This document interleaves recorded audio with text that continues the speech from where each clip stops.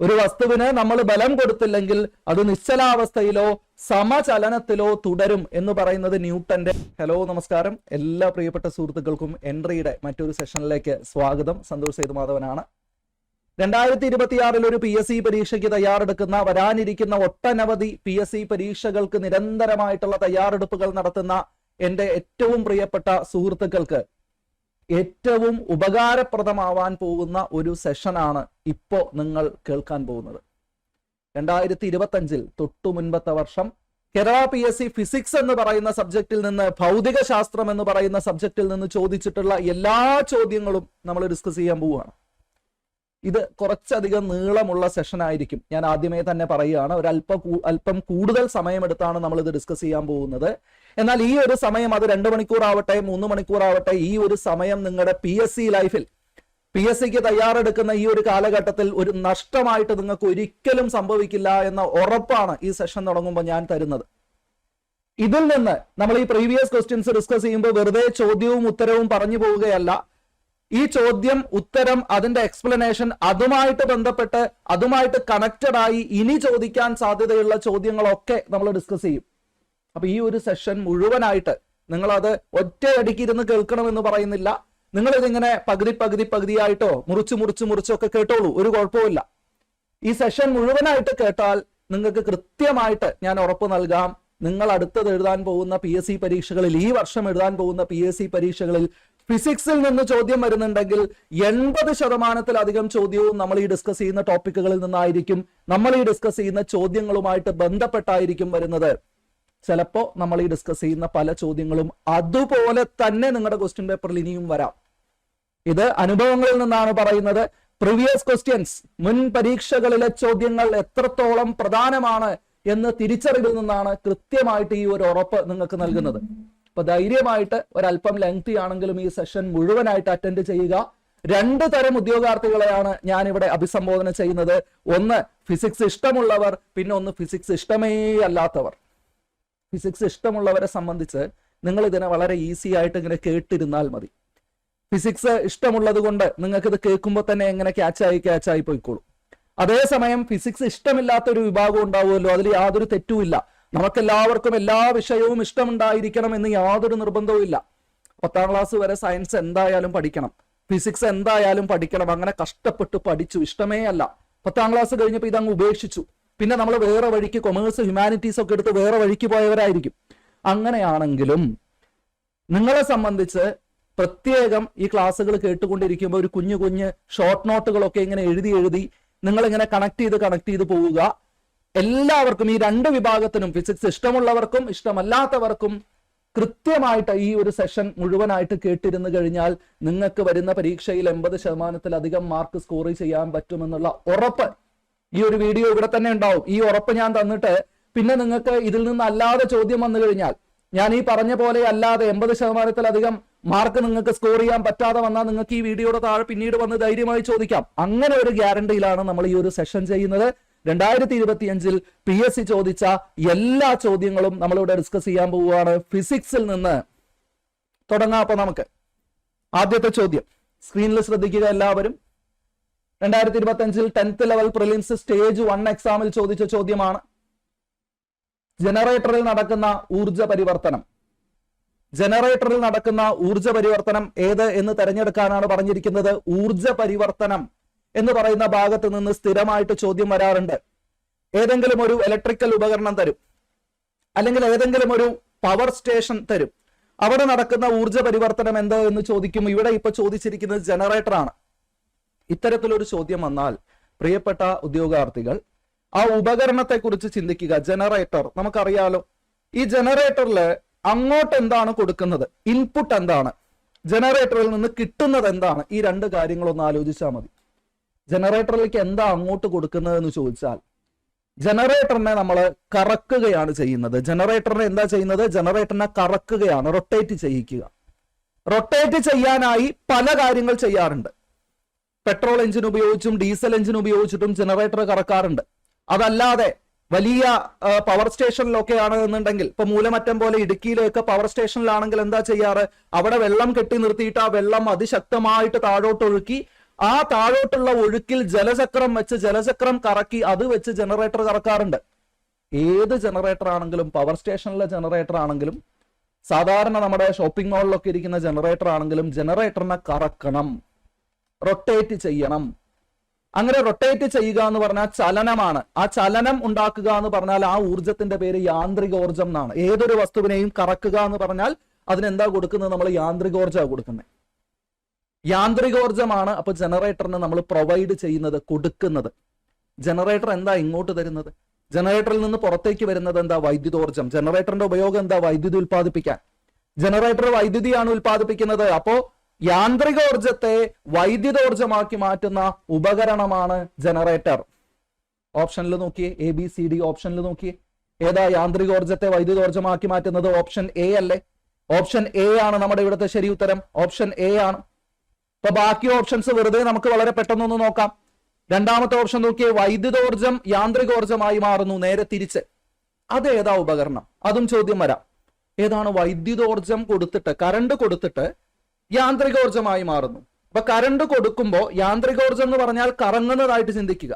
കറങ്ങുക മാത്രമല്ല കേട്ടോ, നീങ്ങുക, നിരങ്ങുക, ഉരുളുക, ഇതൊക്കെ യാന്ത്രികോർജമാണ്. അപ്പൊ വൈദ്യുതോർജം കൊടുത്താൽ കറങ്ങുന്ന ഉപകരണങ്ങൾ ഉണ്ടോ? ഇല്ലേ. ഫാൻ ഇല്ലേ? കറണ്ട് കൊടുത്താൽ സ്വിച്ച് ഓൺ ചെയ്താൽ ഫാൻ കറങ്ങില്ലേ? ഫാനിനകത്ത് മോട്ടോർ ആയിരിക്കുന്നത്. മോട്ടോർ ഏതാണ് ഉപകരണം? മോട്ടോർ, വൈദ്യുത മോട്ടോർ. വൈദ്യുതി കൊടുത്താൽ കറങ്ങും, വൈദ്യുതോർജം യാന്ത്രികോർജമായി മാറും. ഫാനിലെ മോട്ടോർ ആവട്ടെ, മിക്സിയിലെ മോട്ടോർ ആവട്ടെ, ഗ്രൈൻഡറിലെ മോട്ടോർ ആവട്ടെ, പിന്നെ വേറെ എവിടെയൊക്കെയാ മോട്ടോർ ഉള്ളത്? വെള്ളം അടിച്ചു കയറ്റുന്ന മോട്ടോർ ആവട്ടെ, ആ മോട്ടോർ ഒക്കെ കറങ്ങുകയാണ്. കറണ്ട് കൊടുത്താൽ ചലനം സൃഷ്ടിക്കാൻ പറ്റുന്നുണ്ടെങ്കിൽ അത് വൈദ്യുതോർജത്തെ യാന്ത്രികോർജമാക്കി മാറ്റുകയാണ്. അങ്ങനെ ഉള്ള ഒരു ഉപകരണമാണ് മോട്ടോർ എന്ന് പറയുന്നത്. അപ്പൊ ചോദ്യം, മോട്ടോറിലെ ഊർജ്ജ പരിവർത്തനം എന്ന് വന്നാൽ വൈദ്യുതോർജത്തെ യാന്ത്രികോർജമായി മാറ്റുന്നു. അപ്പൊ അവിടെയും നമ്മൾ എന്താ ശ്രദ്ധിക്കേണ്ടത്? എന്താണ് ആ ഉപകരണത്തിലേക്ക് കൊടുക്കുന്നത്, എന്താണ് കിട്ടുന്നത്? ഇനി ഓപ്ഷൻ സിയിൽ ഒന്ന് നോക്കി, സൗരോർജം വൈദ്യുതോർജമായി മാറുന്നു. അങ്ങനെ ഒരു ഉപകരണം നിങ്ങൾ എവിടെയെങ്കിലും കേട്ടിട്ടുണ്ടോ? സൗരോർജം വൈദ്യുതോർജമായിട്ട് മാറുന്നു. അതെവിടാ? സൂര്യന്റെ പ്രകാശം വന്ന് തട്ടണം, അതിൽ നിന്ന് കറണ്ട് ഉൽപ്പാദിപ്പിക്കപ്പെടണം. ഇപ്പൊ മനസ്സിൽ വന്നോ? Solar panel. സോളാർ പാനലിൽ എന്താ നടക്കുന്നത്? സോളാർ പാനലിൽ സൂര്യപ്രകാശം വന്ന് തട്ടുമ്പോൾ, സോളാർ പാനൽ എന്ന് പറഞ്ഞാൽ ചെറിയ ചെറിയ സോളാർ സെല്ലുകൾ കൊണ്ടുണ്ടാക്കിയിരിക്കുന്നതാണ്. ഓരോ സോളാർ സെല്ലിലും സൂര്യപ്രകാശം വന്ന് തട്ടുമ്പോൾ അവിടെ ഇലക്ട്രോണുകൾ സ്വതന്ത്രരാവും, വൈദ്യുതി ഉൽപ്പാദിപ്പിക്കപ്പെടും. ഇപ്പൊ സൗരോർജം വൈദ്യുതോർജമായിട്ട് മാറുന്നത്, സൗരോർജം വൈദ്യുതോർജമായിട്ട് മാറുന്നത് സോളാർ പാനലിലാണ്, സോളാർ സെല്ലുകളിലാണ്. അപ്പൊ സോളാർ സെല്ലിൽ നടക്കുന്ന ഊർജ്ജ പരിവർത്തനം എന്താ? സൗരോർജം വൈദ്യുതോർജമായിട്ട് മാറുന്നു. ഐഡിയ മനസ്സിലായോ? നേരെ ഓപ്ഷൻ ഡി, വൈദ്യുതോർജം സൗരോർജമായിട്ട് മാറുന്നു. അതെവിടെയെങ്കിലും ഉണ്ടോ? കറണ്ട് കൊടുത്തിട്ട് നമുക്ക് സൂര്യന്റെ ഊർജ്ജം ഉണ്ടാക്കാൻ പറ്റൂ? പറ്റില്ല. അങ്ങനെ ഒരു ഓപ്ഷൻ ഇല്ല, അങ്ങനെ ഒരു ഉപകരണം ഇല്ല. എന്നാൽ ഈ വൈദ്യുതോർജം പ്രകാശോർജമായി മാറുന്നു എന്നായിരുന്നെങ്കിൽ, പ്രകാശോർജം, അങ്ങനെ ഒരുപാട് ഉപകരണങ്ങളുണ്ട്. കറണ്ട് കൊടുത്താൽ പ്രകാശം കിട്ടുന്ന ഉപകരണങ്ങൾ, ബൾബുകൾ, പലതരം ബൾബുകൾ, ഫിലമെന്റ് ബൾബ്, അല്ലെ LED bulb, CFL lamp, tube light, ഏത് ബൾബുകളാവട്ടെ അവിടെ വൈദ്യുതി കൊടുക്കുമ്പോൾ പ്രകാശം തരുന്നത്. വൈദ്യുതോർജം പ്രകാശോർജമായി മാറുന്നു. സ്ഥിരം ചോദിക്കുന്ന ചോദ്യങ്ങളാണ് നമ്മൾ പറയുന്നത് കേട്ടോ. വേറൊരു ഉപകരണം ഉണ്ടല്ലോ, വൈദ്യുതോർജത്തെ താപോർജമാക്കി മാറ്റുന്ന ഉപകരണം ഏതാ? നിങ്ങൾ പറഞ്ഞേ, കമന്റ് ചെയ്തേ, താഴെ കമന്റ് ചെയ്തേ. വൈദ്യുതോർജത്തെ താപോർജമാക്കി മാറ്റുന്ന ഏതൊക്കെ ഉപകരണങ്ങൾ നിങ്ങൾക്ക് അറിയാം? കമന്റ് ചെയ്തേ. സ്ഥിരം ചോദ്യമാണത്. അപ്പൊ ഇത്തരത്തിൽ ഊർജമാറ്റം, ഏതെങ്കിലും ഒരു ഉപകരണം തന്നിട്ട് ഊർജമാറ്റം ചോദിക്കും. അപ്പൊ നമ്മൾ ശ്രദ്ധിക്കേണ്ടത് ആ ഉപകരണത്തിൽ ഏത് ഊർജമായിട്ട് മാറുന്നു എന്നുള്ളതാണ്. ഞാൻ ഒരു 2 ഉദാഹരണം കൂടെ പറയാം ഈ ചോദ്യത്തിന്റെ ഭാഗമായിട്ട്. സ്ഥിരം ചോദിക്കുന്ന 2 ചോദ്യങ്ങളുണ്ട്. അതിലൊന്ന്, മൂവിംഗ് കോയിൽ, മൈക്രോഫോൺ. ചലിക്കും ചുരുൾ, മലയാളത്തിൽ പറഞ്ഞു കഴിഞ്ഞാൽ ചലിക്കും ചുരുൾ ഉപകരണങ്ങളിൽ 2 പേരുണ്ട്. ഒന്ന് മൈക്രോഫോണും പിന്നെ ഒരെണ്ണം ലൗഡ് സ്പീക്കർ. ഈ 2 ഉപകരണങ്ങൾ സ്ഥിരം ചോദ്യം വരുന്നതാണ്. ഊർജ്ജ പരിവർത്തനം ഇവിടെ മനസ്സിലാക്കേണ്ടത്, മൈക്രോഫോൺ എന്ന് പറഞ്ഞാൽ ഞാനിതാ ഇപ്പൊ ഈ സംസാരിക്കുന്ന മൈക്ക്, ഞാൻ ഈ സംസാരിക്കുന്ന മൈക്കിൽ ഞാൻ എന്താ ചെയ്യുന്നത്? ഞാൻ ശബ്ദം ഉണ്ടാക്കുവാണ്. എന്റെ ശബ്ദത്തിന്റെ കമ്പനങ്ങൾ മൂലം ഈ മൈക്കിലെ ഡയഫ്രം ഇളകുകയാണ് ചെയ്യുന്നത്, വൈബ്രേറ്റ് ചെയ്യുക. അപ്പൊ ഈ മൈക്കിലെ ഡയഫ്രം വൈബ്രേറ്റ് ചെയ്യുമ്പോൾ അതിന് തുല്യമായ വൈദ്യുതി ഇവിടെ ഉൽപ്പാദിപ്പിക്കപ്പെടുന്നു, വൈദ്യുത സിഗ്നൽ ഇവിടെ ഉൽപ്പാദിപ്പിക്കപ്പെടുന്നു. ആ വൈദ്യുത സിഗ്നലാണ് എങ്ങോട്ട് പോകുന്നത്? ലൗഡ് സ്പീക്കറിലേക്ക് പോകുന്നത്. അപ്പൊ മൈക്രോഫോണിൽ എന്താ നടക്കുന്നത്? ചലനം മൂലം വൈദ്യുതി ഉൽപ്പാദിപ്പിക്കപ്പെടുന്നു. ഇത് ഏത് ഉപകരണത്തിലാണ് ഇപ്പോ നമ്മൾ പറഞ്ഞത്? ചലനം ഉണ്ടാവുമ്പോൾ വൈദ്യുതി ഉൽപ്പാദിപ്പിക്കുന്നത് എവിടെയാ നമ്മൾ പറഞ്ഞത്? ജനറേറ്ററിലല്ലേ? ജനറേറ്ററിന്റെ അതേ പ്രവർത്തനമാണ് ഈ മൈക്രോഫോൺ നടത്തുന്നത്. അപ്പൊ മൈക്രോഫോണിലെ ഊർജ്ജമാറ്റം എന്താണ്? ചലനം മൂലം. ചലനം മൂലം എന്ന് പറഞ്ഞു കഴിഞ്ഞാൽ ഏത് ഊർജ്ജമാണ്? യാന്ത്രിക ഊർജം. യാന്ത്രിക ഊർജം എന്തായിട്ട് മാറുന്നു? വൈദ്യുത ഊർജമായിട്ട് മാറുന്ന പ്രവർത്തനമാണ് മൈക്രോഫോണിൽ നടക്കുന്നത്. ഐഡിയ മനസ്സിലായോ? ഇനി നേരെ ലൗഡ് സ്പീക്കറിലേക്ക് പോകുമ്പോൾ നേരെ തിരിച്ച്. ലൗഡ് സ്പീക്കറിൽ എന്താ ഉണ്ടാവുന്നത്? ലൗഡ് സ്പീക്കറിലേക്ക് ഈ വൈദ്യുത സിഗ്നൽ അങ്ങോട്ട് ചെല്ലുന്നു, എന്നിട്ട് അവിടെ ചലനം സൃഷ്ടിക്കപ്പെടുന്നു, അപ്പൊ ശബ്ദം പുറത്തേക്ക് കേൾക്കും. അവിടെ വൈബ്രേഷൻ സൃഷ്ടിക്കപ്പെടുന്നു, അപ്പൊ ശബ്ദം പുറത്തേക്ക് കേൾക്കും. ഈ സ്പീക്കറൊക്കെ പാട്ട് കേൾക്കുന്ന സമയത്ത് സ്പീക്കറിൽ ഇങ്ങനെ തൊട്ട് നോക്കിയ ഒരു വൈബ്രേഷൻ ഫീൽ ചെയ്യാറുണ്ടോ? സ്പീക്കറിനകത്തെ ഡയഫ്രം വൈബ്രേറ്റ് ചെയ്തിട്ടാണ് ആ ശബ്ദം ഉണ്ടാവുന്നത്. അപ്പോൾ അതിലേക്ക് വരുന്ന വൈദ്യുത സിഗ്നലുകളാണ് അവിടെ വൈബ്രേഷൻ ഉണ്ടാക്കുന്നത്. അപ്പൊ വൈദ്യുത സിഗ്നലിൽ നിന്ന് ചലനം ഉണ്ടാക്കുന്നതാണ് സ്പീക്കർ ചെയ്യുന്നത്. അപ്പൊ അവിടെ എന്താ സംഭവിക്കുന്നത്? യാന്ത്രികോർജത്തെ വൈദ്യുതോർജമാക്കി മാറ്റുന്നു. നേരെ തിരിച്ച്.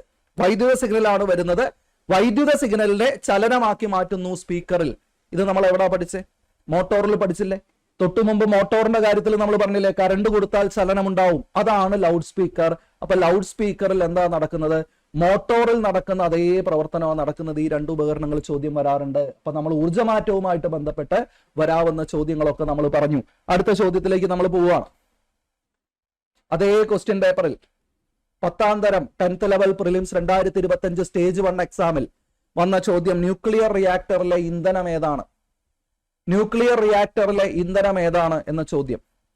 ആൻസർ ഇവിടെ വരുന്നത്, പറഞ്ഞോളൂ, ആൻസർ പറയൂ. ഏതാ? സമ്പുഷ്ട യുറേനിയമാണ്. സമ്പുഷ്ട യുറേനിയം. ഈ ന്യൂക്ലിയർ റിയാക്ടർ എന്ന് പറയുന്നത് വൈദ്യുതി ഉൽപ്പാദിപ്പിക്കുന്ന ഒരു ഉപകരണമാണ്. വൈദ്യുതി ഉൽപ്പാദിപ്പിക്കുന്ന ന്യൂക്ലിയർ പവർ സ്റ്റേഷനിലെ ഏറ്റവും പ്രധാനപ്പെട്ട ഭാഗമാണ് nuclear reactor. Nuclear power station, ആണവ വൈദ്യുത നിലയം. ആണവ വൈദ്യുത നിലയത്തിലെ വൈദ്യുതി ഉൽപ്പാദിപ്പിക്കുന്ന പ്രധാനപ്പെട്ട കോർ ഭാഗമാണ് ന്യൂക്ലിയർ റിയാക്ടർ എന്ന് പറയുന്നത്. ആ ന്യൂക്ലിയർ റിയാക്ടറിൽ നടക്കുന്ന പ്രവർത്തനം ഫിഷൻ ആണ്. ന്യൂക്ലിയർ ഫിഷൻ കേട്ടിട്ടുണ്ടാവുമല്ലോ. ന്യൂക്ലിയർ ഫിഷൻ എന്താണ്? ഈ ന്യൂക്ലിയർ ഫിഷൻ എന്ന് പറഞ്ഞാൽ വലിയ ന്യൂക്ലിയസിനെ ന്യൂട്രോണിനെ കൊണ്ട് ഇടിപ്പിച്ചിട്ട്, ന്യൂട്രോണിനെ കൊണ്ട് കൊളൈഡ് ചെയ്യിപ്പിച്ചിട്ട് ചെറിയ ന്യൂക്ലിയസുകളായിട്ട് മുറിക്കുന്ന പരിപാടിക്കാണ് ന്യൂക്ലിയർ ഫിഷൻ എന്ന് പറയുന്നത്. അങ്ങനെ ഇടിച്ച് ന്യൂക്ലിയസിനെ സ്പ്ലിറ്റ് ചെയ്യുന്ന സമയത്ത് അവിടെ എനർജി പ്രൊഡ്യൂസ് ചെയ്യപ്പെടും. ആ ഊർജം ഉപയോഗിച്ചാണ് അവിടെ വൈദ്യുതി ഉൽപ്പാദിപ്പിക്കുന്നത്. ന്യൂക്ലിയർ റിയാക്ടറിൽ വൈദ്യുതി ഉൽപ്പാദിപ്പിക്കുന്നത്. അപ്പൊ വലിയ ന്യൂക്ലിയസിനെ ചെറുതായിട്ട് മുറിക്കണം. ആരുടെ വലിയ ന്യൂക്ലിയസ് ആണ്? യുറേനിയത്തിന്റെ വലിയ ന്യൂക്ലിയസ്. യുറേനിയം മാത്രമല്ല, യുറേനിയം എന്ന് പറയുന്ന യുറേനിയം 235 എന്ന് പറയുന്ന യുറേനിയം 92-235. കെമിസ്ട്രിയിൽ നമ്മൾ ഇങ്ങനെയാണ് അറ്റോമിക് നമ്പറും മാസ് നമ്പറും എഴുതുന്നത്. 92 അറ്റോമിക് നമ്പറുള്ള യുറേനിയം, 235 മാസ് നമ്പറുള്ള യുറേനിയത്തെ സാധാരണയായിട്ട് ഉപയോഗിക്കാറുണ്ട്. യുറേനിയത്തിന് പുറമെ പ്ലൂട്ടോണിയം വരാറുണ്ട്, നെപ്റ്റ്യൂണിയം വരാറുണ്ട്. ഇവരൊക്കെ ആരാണ്? ഇവരൊക്കെ റേഡിയോ ആക്റ്റീവ് എലമെന്റുകളാണ്. റേഡിയോ ആക്റ്റീവ് എലമെന്റുകൾ, വലിയ ന്യൂക്ലിയസുകളുള്ള റേഡിയോ ആക്റ്റീവ് എലമെന്റുകളെയാണ് ന്യൂക്ലിയർ റിയാക്ടറിൽ ന്യൂക്ലിയർ ഫിഷൻ നടത്താനുള്ള ഇന്ധനമായിട്ട് ഉപയോഗിക്കുന്നത്. അപ്പൊ ഈ തന്നിരിക്കുന്നതിൽ ഏതാണ് ന്യൂക്ലിയർ റിയാക്ടറിലെ ഇന്ധനം എന്ന് ചോദിച്ചാൽ ഏതാണ് അത്? ഈ തന്നിരിക്കുന്നതിൽ യുറേനിയം, സമ്പുഷ്ട യുറേനിയം ഉണ്ട്. Option B. ന്യൂക്ലിയർ ഫിഷൻ നടത്താനായിട്ട് സമ്പുഷ്ട യുറേനിയം ഉപയോഗിക്കുന്നു. ആ യുറേനിയത്തിനെ ന്യൂക്ലിയർ ഫിഷൻ നടത്തി ചെറിയ ന്യൂക്ലിയസുകളാക്കി മാറ്റും. ചെറിയ ന്യൂക്ലിയസുകൾ എന്ന് പറയുമ്പോൾ ഇത് ബാരിയവും ക്രിപ്റ്റണുമായിട്ടാണ് മാറുക. അവിടെ ഊർജം ഉൽപ്പാദിപ്പിക്കപ്പെടും, താപോർജം. ആ താപോർജം ഉപയോഗിച്ചിട്ട് വെള്ളം തിളപ്പിക്കും. വെള്ളം തിളയ്ക്കും. തിളച്ച വെള്ളത്തിൽ നിന്ന് നീരാവി ഉണ്ടാവും. അതിശക്തമായ നീരാവി പ്രവാഹത്തിൽ ടർബൈൻ കറങ്ങും, സ്റ്റീം ടർബൈൻ കറങ്ങും, ജനറേറ്റർ കറങ്ങും, വൈദ്യുതി ഉൽപ്പാദിപ്പിക്കും. ഇതാണ് ന്യൂക്ലിയർ റിയാക്ടറിൽ നടക്കുന്നത്. ന്യൂക്ലിയർ ഫിഷൻ, ഈ ന്യൂക്ലിയർ ഫിഷൻ കൺട്രോൾഡ് ഫിഷൻ ആണ്. നിയന്ത്രിത ഫിഷൻ റിയാക്ഷനാണ് നടത്തുന്നത്.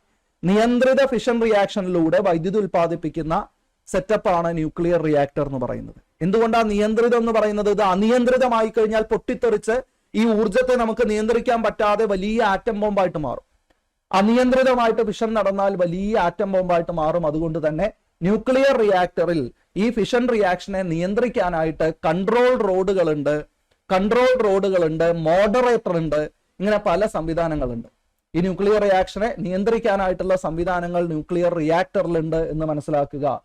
സോ ഫിഷൻ എന്ന വാക്ക് പറഞ്ഞതുകൊണ്ട് ഇതിന്റെ കൂടെ തന്നെ ഫ്യൂഷൻ എന്നുള്ള വാക്കും കൂടെ കേട്ടുവെക്കുക. Fusion, nuclear fusion. ചെറിയ ന്യൂക്ലിയസുകൾ ചേർന്ന് വലിയ ന്യൂക്ലിയസ് ആവുന്നതാണ് ന്യൂക്ലിയർ ഫ്യൂഷൻ. ഫ്യൂഷൻ കൂടിച്ചേരുക അല്ലെ. മ്യൂസിക്കിലൊക്കെ നമ്മൾ, സംഗീതത്തിലൊക്കെ ഫ്യൂഷൻ എന്ന് പറയും. വ്യത്യസ്ത തരം സംഗീതങ്ങൾ കൂട്ടിച്ചേർക്കുന്നതാണ് ഫ്യൂഷൻ. വെസ്റ്റേൺ മ്യൂസിക്കും നാടൻ പാട്ടും നമ്മൾ കമ്പൈൻ ചെയ്യുക, ഫ്യൂഷനാ. അതേപോലെ ചെറിയ ന്യൂക്ലിയസുകൾ ചേർന്ന് വലിയ ന്യൂക്ലിയസ് ആവുന്നതാണ് ഫ്യൂഷൻ.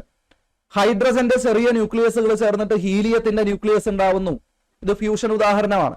ഇതിവിടെ ഒന്നും നടക്കില്ല. സൂര്യനിൽ, നക്ഷത്രങ്ങളിൽ നടക്കുന്ന പ്രവർത്തനമാണ്. നക്ഷത്രങ്ങളിൽ ഉന്നത താപനിലയിൽ മാത്രം നടക്കുന്ന ന്യൂക്ലിയർ റിയാക്ഷൻ ആണ് ന്യൂക്ലിയർ ഫ്യൂഷൻ. ഫിഷനേക്കാൾ ഉയർന്ന അളവിൽ ഊർജം പുറപ്പെടുവിക്കും. ഫിഷനേക്കാൾ ഊർജം പുറത്തുവിടും ഫ്യൂഷൻ. പക്ഷേ ഭൂമിയിൽ നടക്കുന്നില്ല. എവിടെയാണ് നടക്കുന്നത്? നക്ഷത്രങ്ങളിൽ. അതുകൊണ്ടാണ് സൂര്യനൊക്കെ ഇത്രയും ചൂട്. ഇപ്പൊ ന്യൂക്ലിയർ റിയാക്ടറിലെ ഇന്ധനം ഏതാണ്? സമ്പുഷ്ട യുറേനിയമാണ്. സാധാരണ ഈ യുറേനിയം 235 നമ്മൾ എന്ത് വിളിക്കുന്നത്? 92 235 നമ്മൾ സമ്പുഷ്ട യുറേനിയം എന്ന് വിളിക്കുന്നത്. അടുത്ത ചോദ്യത്തിലേക്ക് പോകുന്നതിന് മുമ്പ് ഞാനൊരു കാര്യം പറയട്ടെ. ഈ ഒരു വീഡിയോ കണ്ടു തുടങ്ങിയ പ്രിയപ്പെട്ട ഉദ്യോഗാർത്ഥികൾ, ഇതിന് അത്യാവശ്യം ലെങ്ത് ഉണ്ട് എന്ന് തുടക്കത്തിലേ നമ്മൾ പറഞ്ഞു.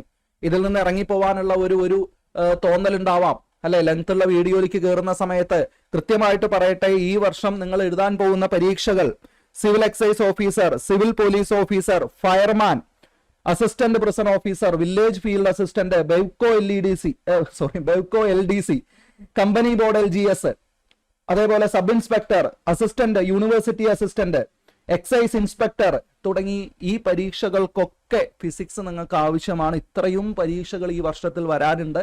അതിൽ വരാൻ സാധ്യതയുള്ള പരമാവധി ചോദ്യങ്ങളാണ് നമ്മൾ ഈ ഒരു സെഷനിൽ ഡിസ്കസ് ചെയ്യുന്നത്, പ്രീവിയസ് ക്വസ്റ്റ്യൻസുമായിട്ട് കണക്ട് ചെയ്ത്.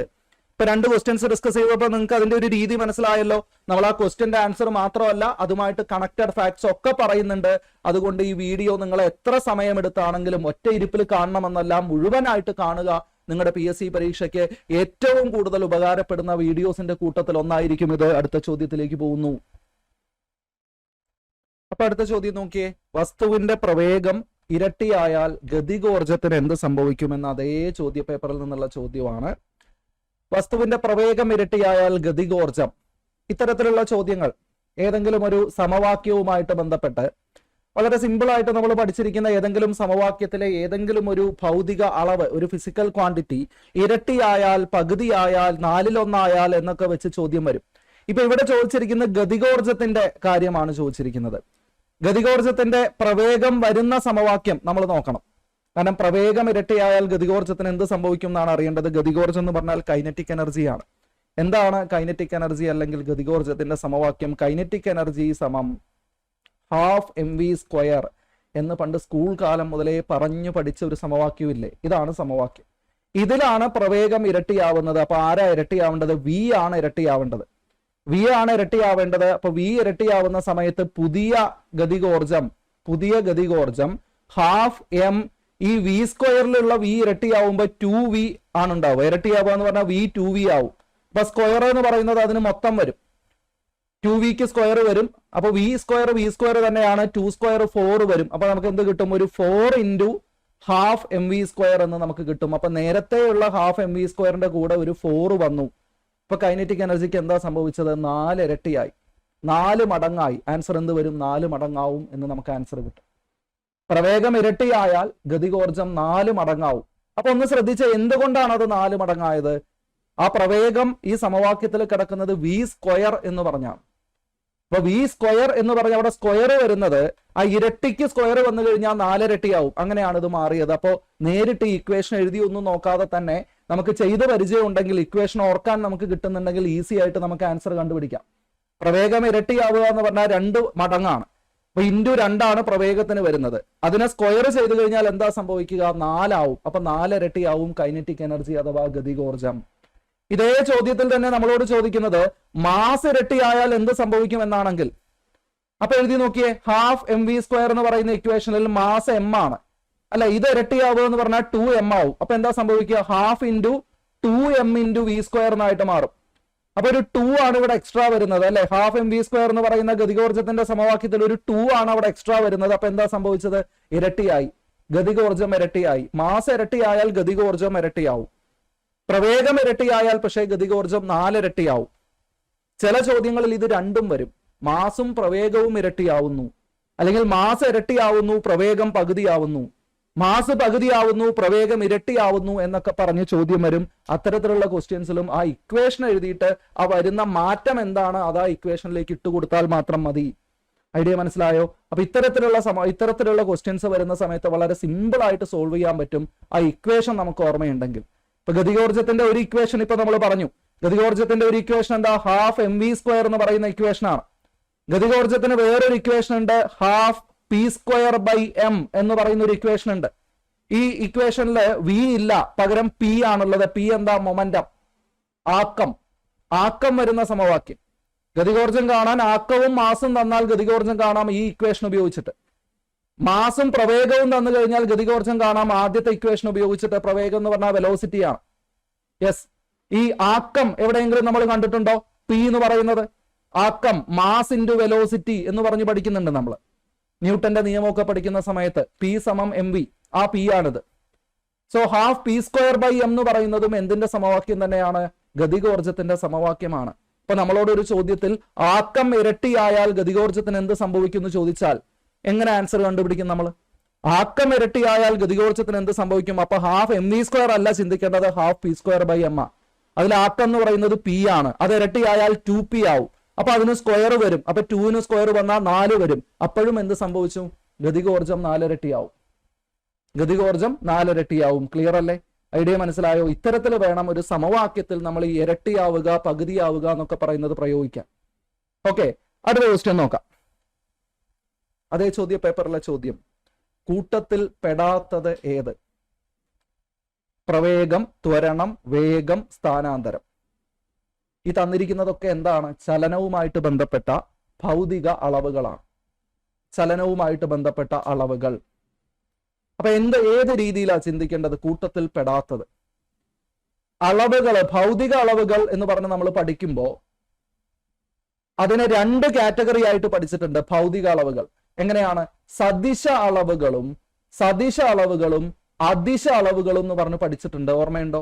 സദിശ അളവുകൾ എന്ന് പറഞ്ഞു കഴിഞ്ഞാൽ എന്താ? സ്കേലാർ ക്വാണ്ടിറ്റീസ് എന്ന് ഇംഗ്ലീഷിൽ പഠിക്കും. സദിശ എന്ന് പറഞ്ഞാൽ വെക്ടർ ക്വാണ്ടിറ്റീസ് എന്ന് ഇംഗ്ലീഷിൽ നമ്മൾ പഠിക്കും. അദിശ അളവുകൾ എന്ന് പറഞ്ഞാൽ സ്കേലാർ ക്വാണ്ടിറ്റീസ് എന്ന് പഠിക്കും. സദിശ അളവുകളും അദിശ അളവുകളും. ദിശ ചേർത്ത് പറയേണ്ട അളവുകളാണ് സദിശം, വെക്ടർ. ദിശ ചേർക്കേണ്ടാത്ത അളവുകളാണ് അദിശം, ദിശ വേണ്ട, സ്കേലാർ. ഈ തന്നിരിക്കുന്നതിൽ അങ്ങനെ ക്ലാസിഫൈ ചെയ്താൽ ഏതൊക്കെയാണ് സദിശം, ഏതൊക്കെയാണ് അദിശം നോക്കി. പ്രവേഗം ഇംഗ്ലീഷിൽ വെലോസിറ്റി ആണ്, അത് സദിശമാണ്, ദിശ വേണം. ത്വരണം, ആക്സിലറേഷൻ എന്ന് ഇംഗ്ലീഷിൽ പറയുന്നത് സദിശമാണ്, ദിശ വേണം. സ്ഥാനാന്തരം, ഡിസ്പ്ലേസ്മെന്റ് ആണ് ഇംഗ്ലീഷിൽ, ദിശ വേണം. അപ്പൊ അത് 3നും ദിശ വേണം. ഈ വേഗം അല്ലെങ്കിൽ വേഗത എന്ന് പറഞ്ഞാൽ ഇംഗ്ലീഷിൽ സ്പീഡ് എന്നാണ്. സ്പീഡിന് ദിശ വേണ്ട, സ്പീഡ് ഒരു അദിശ അളവാണ്. അപ്പൊ ഇവിടുത്തെ ആൻസർ എന്ത് വരും? വേഗം വരും. അപ്പൊ നമ്മൾ പഠിച്ചിട്ടുള്ള ഫിസിക്സിനകത്ത് നമ്മൾ ഓരോ യൂണിറ്റിലും പഠിക്കുന്ന, നമ്മുടെ സിലബസിലുള്ള ഓരോ ടോപ്പിക്കിലും നമ്മൾ പഠിക്കുന്ന ഓരോ ഭൗതിക അളവുകളും സദിശമാണോ അദിശമാണോ എന്ന് അപ്പൊ നോക്കി വെക്കണം. എൻട്രിയുടെ ക്ലാസ്സുകളിലൊക്കെ നമ്മൾ കൃത്യമായിട്ട് പറയാറുണ്ട്. ഒരു പുതിയ ഭൗതിക അളവിനെ കുറിച്ച് പറയുന്ന സമയത്ത് ഇത് സദിശമാണ് അല്ലെങ്കിൽ അദിശമാണ് എന്ന് കൃത്യമായിട്ട് പറയാറുണ്ട്. ഇപ്പൊ ചലനവുമായിട്ട് ബന്ധപ്പെട്ട് നമ്മൾ പഠിക്കുന്ന സമയത്ത് വളരെ ബേസിക് ആയിട്ട് നമ്മൾ പഠിച്ചു വരുന്ന സമയത്ത് നമ്മൾ പറയും മാസ് എന്ന് പറയുന്നത് അദിശ അളവാണ്, ദിശ വേണ്ട. ടൈം, സമയം എന്ന് പറയുന്നത് ദിശ വേണ്ട. അതേപോലെ തന്നെ ദൂരം എന്ന് പറയുന്നത് ദൂരം, ദിശ വേണ്ട. എന്നാൽ ദൂരത്തിന് സമാന്തരമായിട്ട് സ്ഥാനാന്തരം എന്ന് പറയുന്നത്, സമാനമായ സ്ഥാനാന്തരം എന്ന് പറയുന്ന അളവ്, ദൂരം ഡിസ്റ്റൻസ് ആണ്, സ്ഥാനാന്തരം ഡിസ്പ്ലേസ്മെന്റ് ആണ്, അത് സദിശ അളവാണ്, ദിശ വേണം. അതേപോലെ വേഗത അല്ലെങ്കിൽ വേഗം, സ്പീഡ്, ദിശ വേണ്ട. വേഗതയ്ക്ക് സമാനമായിട്ടുള്ള പ്രവേഗം, പ്രവേഗത്തിന് ദിശ വേണം. ഇവിടെ ത്വരണമുണ്ട്, ത്വരണത്തിന് ദിശ വേണം. ബലം, ബലത്തിന് ദിശ വേണം. ഇപ്പൊ ബലം എന്ന് പറയുമ്പോൾ എല്ലാ ബലവും വരും. ഗുരുത്വാകർഷണ ബലം, ഘർഷണ ബലം, എല്ലാ ബലത്തിനും ദിശ വേണം, സദിശ അളവാണ്. അതേസമയം പ്രവൃത്തി എന്ന് പറഞ്ഞ് നമ്മൾ പഠിക്കുന്നുണ്ട്. വർക്കിന് ദിശ വേണ്ട. ഊർജത്തിന് ദിശ വേണ്ട. ഊർജം എന്ന് പറഞ്ഞാൽ എല്ലാ ഊർജവും വരും. നേരത്തെ നമ്മൾ പറഞ്ഞ ഗതികോർജം, സ്ഥിതികോർജം, യാന്ത്രികോർജം, ഏത് ഊർജം, താപോർജം, ഇതിനൊന്നും ദിശ വേണ്ട. അതൊക്കെ സ്കേലാർ ക്വാണ്ടിറ്റി ആണ്, അദിശ അളവുകളാണ്. ഇങ്ങനെ നമ്മൾ പഠിക്കുന്ന ഈ അളവുകളെല്ലാം ഇത്തരത്തിൽ കൂട്ടത്തിൽ പെടാത്തത് ഏത് എന്ന് പറഞ്ഞു ചോദിക്കാം. അപ്പൊ കൂട്ടത്തിൽ 3 എണ്ണം സദിശം 1 അദിശം അല്ലെങ്കിൽ 3 എണ്ണം അദിശം 1 സദിശം ഇങ്ങനെയൊക്കെ നമ്മൾ തിരഞ്ഞെടുക്കേണ്ടി വരും. എല്ലാ അളവുകളും നമ്മൾ പഠിച്ചിരിക്കണം. ഐഡിയ മനസ്സിലായോ? സ്ഥിരം കൺഫ്യൂഷൻ വരുന്ന ചില അളവുകളുണ്ട്, സദിശമാണോ അദിശമാണോ എന്ന്. അത് കൂട്ടത്തിൽ ഒന്നാണ് ടെമ്പറേച്ചർ. ടെമ്പറേച്ചർ താപനില അദിശ അളവാണ്, താപനിലയ്ക്ക് ദിശയില്ല. അതേപോലെ ഇലക്ട്രിക് കറണ്ട് വൈദ്യുത പ്രവാഹ തീവ്രത. ഇലക്ട്രിക് കറണ്ട് എന്നുള്ളതിന് വൈദ്യുത പ്രവാഹ തീവ്രത എന്ന് പറയും, വൈദ്യുത പ്രവാഹം എന്നും പറയും. ഇലക്ട്രിക് കറണ്ടിന് ദിശയില്ല, അത് അദിശ അളവാണ്. ഇലക്ട്രിക് കറണ്ടിന് ദിശയില്ല, അതൊരു സ്കേലാർ ക്വാണ്ടിറ്റി ആണ്, അദിശ അളവാണ്. കൃത്യമായിട്ട് മനസ്സിലാക്കുക. അടുത്ത ചോദ്യത്തിലേക്ക് പോകുന്നു നമ്മൾ. അന്തരീക്ഷമർദ്ദം അളക്കാൻ ഉപയോഗിക്കുന്ന ഉപകരണം. അതേ ചോദ്യ പേപ്പറിലെ അടുത്ത ചോദ്യമാണ്. അന്തരീക്ഷമർദ്ദം അളക്കാൻ ഉപയോഗിക്കുന്ന ഉപകരണം ഏതാണ്? മർദ്ദം അളക്കാൻ ഉപയോഗിക്കുന്ന ഉപകരണം അല്ലെങ്കിൽ അന്തരീക്ഷ മർദ്ദം അളക്കാൻ ഉപയോഗിക്കുന്ന ഉപകരണം എന്ന് പറയുന്നത് ബാരോമീറ്റർ ആണ്. ബാരോമീറ്റർ ഇതെങ്ങനെയാ ഓർത്തു വെക്കുന്നത്? മർദ്ദം അളക്കുന്ന ഒരു യൂണിറ്റ് ഉണ്ട്, ബാർ എന്ന് പറയും. ബാർ, ഇങ്ങനെ ഒരു യൂണിറ്റ് ഉണ്ട്, ഒരു പ്രാക്ടിക്കൽ യൂണിറ്റ് ആണ്. ബാറിൽ നിന്നാ ബാരോമീറ്റർ എന്നുള്ള പേര് നമ്മൾ ഓർത്തു വെക്കേണ്ടത്. ഈ കൂട്ടത്തിൽ മറ്റു ചില മീറ്ററുകൾ തന്നിട്ടുണ്ട്, ലാക്ടോമീറ്റർ, തെർമോമീറ്റർ, ഹൈഡ്രോമീറ്റർ. ഇതിൽ തെർമോമീറ്റർ എന്ന് പറയുന്നത് എന്തളക്കാനുള്ളത്? താപനില അളക്കാനുള്ള ഉപകരണമാണ് തെർമോമീറ്റർ. ഹൈഡ്രോമീറ്റർ ഉണ്ട് ഇവിടെ. ഹൈഡ്രോമീറ്റർ സാന്ദ്രത അളക്കുന്ന ഉപകരണമാണ്. സാന്ദ്രത, ഡെൻസിറ്റി അളക്കുന്ന ഉപകരണമാണ് ഹൈഡ്രോമീറ്റർ. ലാക്ടോമീറ്റർ ഒരു ഹൈഡ്രോമീറ്റർ തന്നെയാണ്. ലാക്ടോമീറ്റർ പക്ഷെ ഇവിടെ അളക്കുന്നത് പാലിന്റെ ശുദ്ധത അളക്കുന്ന ഉപകരണമാണ് ലാക്ടോമീറ്റർ എന്ന് പറയുന്നത്. ഇത്രയും ഉപകരണങ്ങളാണ് ഇവിടെ തന്നിരിക്കുന്നത്. ഇതിൽ ബാരോമീറ്റർ ആണ് മർദ്ദം അളക്കാൻ ഉപയോഗിക്കുന്നത്. അന്തരീക്ഷ മർദ്ദം എന്ന് പറഞ്ഞാൽ എന്താ? ഏതെങ്കിലും ഒരു ഉപരിതലത്തിൽ ഒരു ബലം അനുഭവപ്പെടുന്നുണ്ടെങ്കിൽ ആ ഉപരിതലത്തിന്റെ ഏരിയ എയും ബലം എഫും ആണെങ്കിൽ മർദ്ദം എന്ന് പറഞ്ഞാൽ എന്താ? ഫോഴ്സ് ബൈ ഏരിയ എന്നാണ്. ഒരു ഉപരിതലത്തിൽ നമ്മൾ ഒരു ബലം കൊടുക്കുക. ഞാൻ ഇവിടെ കൈകൊണ്ട് ഒരു മേശപ്പുറത്ത് ഇങ്ങനെ പ്രസ് ചെയ്യുമ്പോൾ ഞാൻ ആ കൈ പ്രസ് ചെയ്യുന്ന അത്രയും ഭാഗം ഉണ്ടല്ലോ, അതാണ് ഏരിയ. അത്രയും ഏരിയയിൽ ഞാൻ എത്ര ബലമാണ് കൊടുക്കുന്നത്? Force per area. അതാണ് മർദ്ദം എന്ന് പറയുന്നത്.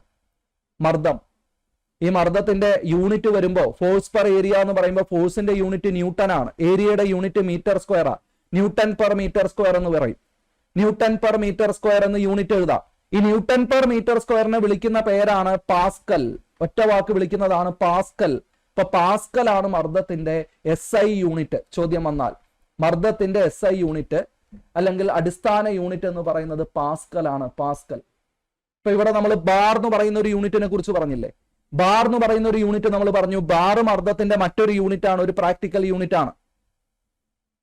ഈ ബാർ എന്ന് പറയുന്ന പ്രാക്ടിക്കൽ യൂണിറ്റും പാസ്കൽ എന്ന് പറയുന്ന സ്റ്റാൻഡേർഡ് യൂണിറ്റും തമ്മിലുള്ള ബന്ധം ഒന്ന് നോക്കി വെക്കുന്നത് നല്ലതാണ്. 10⁵ പാസ്കൽ, 10⁵ പാസ്കൽ ആണ് ഒരു ബാർ എന്ന് പറയുന്നത്. ഒരു ബാർ പ്രഷർ എന്ന് പറഞ്ഞാൽ 10⁵5 പാസ്കൽ ആണ്. അപ്പൊ ഇവര് തമ്മിലുള്ള ബന്ധം, ഇതിൽ പാസ്കൽ ആണ് അടിസ്ഥാന യൂണിറ്റ്. പാസ്കൽ എന്ന് പറഞ്ഞാൽ നമ്മൾ നേരത്തെ എന്താണെന്നാ പറഞ്ഞത്? ന്യൂട്ടൺ പെർ മീറ്റർ സ്ക്വയറിനാണ്. 1 ന്യൂട്ടൺ പെർ മീറ്റർ സ്ക്വയർ ആണ് നമ്മൾ 1 പാസ്കൽ എന്ന് പറയുന്നത്. അങ്ങനെ 10⁵5 പാസ്കൽ ചേർന്നാലാണ് ഒരു ബാർ. മറ്റൊരു യൂണിറ്റ് ഉണ്ട്, മർദ്ദം അളക്കാൻ ഉപയോഗിക്കുന്ന മറ്റൊരു യൂണിറ്റ് ഉണ്ട്. അന്തരീക്ഷ മർദ്ദം അളക്കാൻ ഉപയോഗിക്കുന്ന മറ്റൊരു യൂണിറ്റ് ഉണ്ട്. ATM എന്ന് എഴുതും. അറ്റ്മോസ്ഫറിക് പ്രഷർ എന്നുള്ളതിന്റെ ചുരുക്കപ്പേരാണ് ATM. 1 ATM ആണ് സാധാരണ അന്തരീക്ഷ മർദ്ദം. നമ്മുടെ ചുറ്റുമുള്ള സാധാരണ വായുമർദ്ദം 1 ATM ആണ്. 1 ATM നിന്ന് കൂടിക്കഴിഞ്ഞാൽ മർദ്ദം കൂടും. ATM ആണ് അപ്പൊ മർദ്ദം, അന്തരീക്ഷ മർദ്ദം പറയാൻ ഉപയോഗിക്കുന്ന ഒരു പ്രാക്ടിക്കൽ യൂണിറ്റ്. ഈ 1 ATM എന്ന് പറയുന്നത് അപ്രോക്സിമേറ്റ്ലി 1 ബാറിന് തുല്യമാണ്. അപ്രോക്സിമേറ്റ്ലി, ചെറിയ ഫ്രാക്ഷണൽ വ്യത്യാസമേ ഉള്ളൂ. അപ്പൊ അത് തമ്മിൽ ഒന്ന് കണക്ട് ചെയ്ത് വെക്കുക. 1 ATM എന്ന് പറയുന്നത് ഏകദേശം 1 ബാറിന് തുല്യമാണ്. അപ്പൊ അങ്ങനെ നോക്കിക്കഴിഞ്ഞാൽ 1 ATM എന്ന് പറയുന്നത് എന്തിനു തുല്യമാവും? ഏകദേശം 10⁵5 പാസ്കലിനും തുല്യമാവും അല്ലെ? 10⁵5 പാസ്കലാണ് 1 ബാർ എന്ന് പറയുന്നത്. അങ്ങനെ ആ 1 ബാർ ഏകദേശം 1 ATMന് തുല്യമാണെങ്കിൽ 1 ATM എന്ന് പറയുന്നത് 10⁵5 പാസ്കലിന് ഏകദേശം തുല്യമാവും എന്ന് മനസ്സിലാക്കി വെക്കുക. റെഡി അല്ലേ? ഓക്കെ അല്ലേ? അപ്പോ മർദ്ദവുമായിട്ട് ബന്ധപ്പെട്ട പ്രധാനപ്പെട്ട കാര്യങ്ങളാണ് നമ്മൾ പറഞ്ഞത്. അടുത്ത ചോദ്യത്തിലേക്ക് പോകുന്നു. അടുത്ത ചോദ്യം 10th ലെവൽ പ്രിലിംസ് എക്സാമിന്റെ രണ്ടാമത്തെ സ്റ്റേജ്, 2025 നടന്ന സ്റ്റേജ് 2 എക്സാം. സ്റ്റേജ് 2 എക്സാമിൽ വന്ന ചോദ്യം നോക്കിയേ. നിങ്ങൾക്ക് ഈ ക്വസ്റ്റ്യൻ പേപ്പറിൽ നിന്ന് ഞാൻ ഇങ്ങനെ ക്രോപ്പ് ചെയ്തെടുത്ത ക്വസ്റ്റ്യൻ ആണ് സ്ക്രീനിൽ കാണുന്നത്. അപ്പൊ കാണാൻ ബുദ്ധിമുട്ടുണ്ടെങ്കിൽ ഞാനത് വായിക്കുന്നുണ്ട് കേട്ടോ. പ്രവേഗമാറ്റത്തിന്റെ നിരക്കാണ് ചോദിച്ചിരിക്കുന്നത്. പ്രവേഗമാറ്റത്തിന്റെ നിരക്ക് എന്ന് പറഞ്ഞ് ഡയറക്റ്റ് ഒരു ചോദ്യം ചോദിച്ചിരിക്കുക. ഒരു ഡെഫിനിഷനാണ് ചോദിച്ചിരിക്കുന്നത്. ഈ തന്നിരിക്കുന്നതിൽ വേഗത, ദൂരം, സ്ഥാനാന്തരം, ത്വരണം, ഇതിലേതാണ് ഈ പ്രവേഗമാറ്റത്തിന്റെ നിരക്ക്? മനസ്സിൽ ആൻസർ വന്നിട്ടുണ്ടാവും കുറെ പേർക്ക്. ഏതാണ് പ്രവേഗമാറ്റം എന്ന് പറഞ്ഞാൽ എന്താ? രണ്ട് പ്രവേഗങ്ങൾ തമ്മിലുള്ള വ്യത്യാസം, അന്ത്യപ്രവേഗവും ആദ്യപ്രവേഗവും തമ്മിലുള്ള വ്യത്യാസം v - u, ഇതാണ് പ്രവേഗമാറ്റം. ഇതിന്റെ നിരക്ക് എന്ന് പറഞ്ഞാൽ എന്താ? ബൈ സമയം. ഒരു സെക്കൻഡിൽ എത്ര പ്രവേഗമാറ്റം ഉണ്ടാവുന്നു, അതാണ് നിരക്ക്. ഫിസിക്കൽ ക്വാണ്ടിറ്റി, ഭൗതിക അളവുകളെ സംബന്ധിച്ച് നിരക്ക് കാണുക എന്ന് പറഞ്ഞാൽ ഒരു സെക്കൻഡിൽ എത്ര തവണ സംഭവിക്കുന്നു, അതാണ് നിരക്ക്.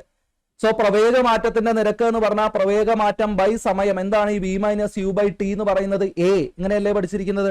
a = v - u/t. a എന്താ? ത്വരണം. ആൻസർ എന്താണ്? ത്വരണം. ത്വരണത്തിന്റെ സമവാക്യമാണത്. ത്വരണത്തിന്റെ ഡെഫിനിഷനാണ്. പ്രവേഗമാറ്റത്തിന്റെ നിരക്കാണ് ത്വരണം. ഒരു വസ്തു ചലിച്ചുകൊണ്ടിരിക്കുന്ന സമയത്ത്, അത് ചലനം തുടങ്ങുന്ന സമയത്ത് അതിനൊരു പ്രവേഗം u ആണ്. കുറച്ച് കഴിഞ്ഞിട്ട് t സമയം കഴിഞ്ഞ് അതിന്റെ പ്രവേഗം v ആയെങ്കിൽ അവിടെ ഉണ്ടായ പ്രവേഗമാറ്റത്തിന്റെ നിരക്കാണ് a = v - u/t. അന്ത്യപ്രവേഗം minus ആദ്യപ്രവേഗം by സമയം. അതെന്താണ്? അതാണ് ത്വരണം. അപ്പൊ എന്താ ത്വരണം? ആക്സിലറേഷൻ എന്നാണ് ത്വരണത്തിന്റെ ഇംഗ്ലീഷ്. ആക്സിലറേഷൻ, വേഗതയിൽ ഉണ്ടാവുന്ന വ്യത്യാസത്തിന്റെ നിരക്ക്.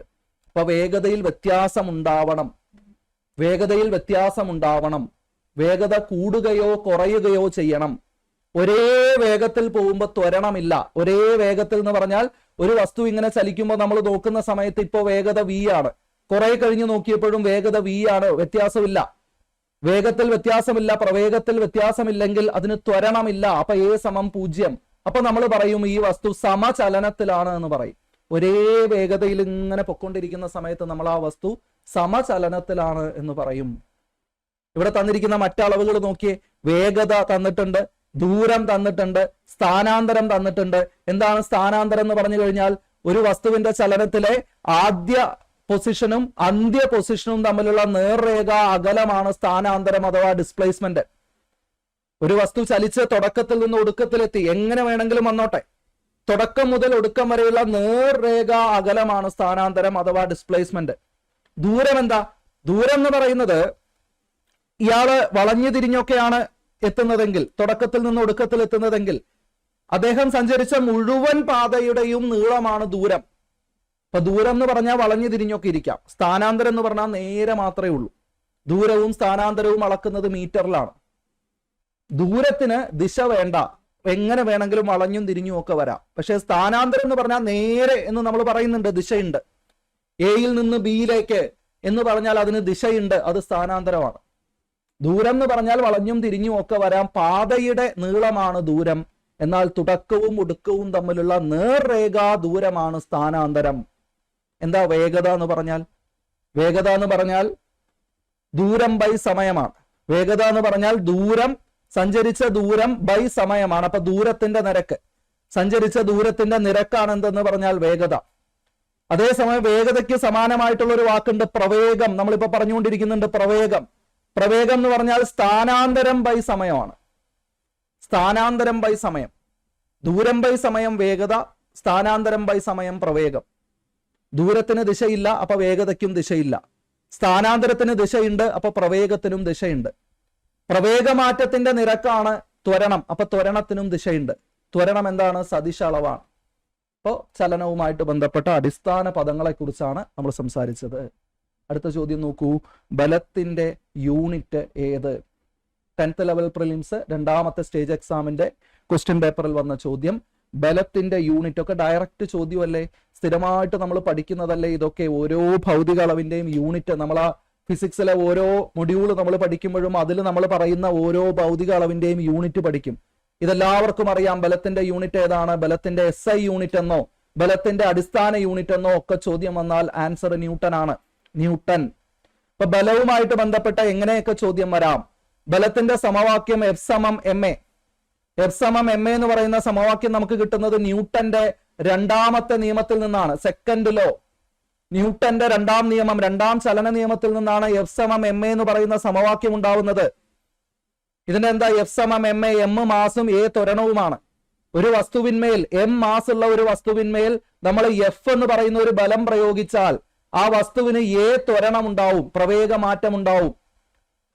അങ്ങനെ നമ്മൾ എഫ് എന്ന് പറയുന്ന ബലം കൊടുത്തില്ലെങ്കിൽ അതിന് ത്വരണം ഉണ്ടാവില്ല, എ സമം 0 എഫ് സമം 0 എ സമം 0 എന്ന് പറഞ്ഞാൽ എന്താ?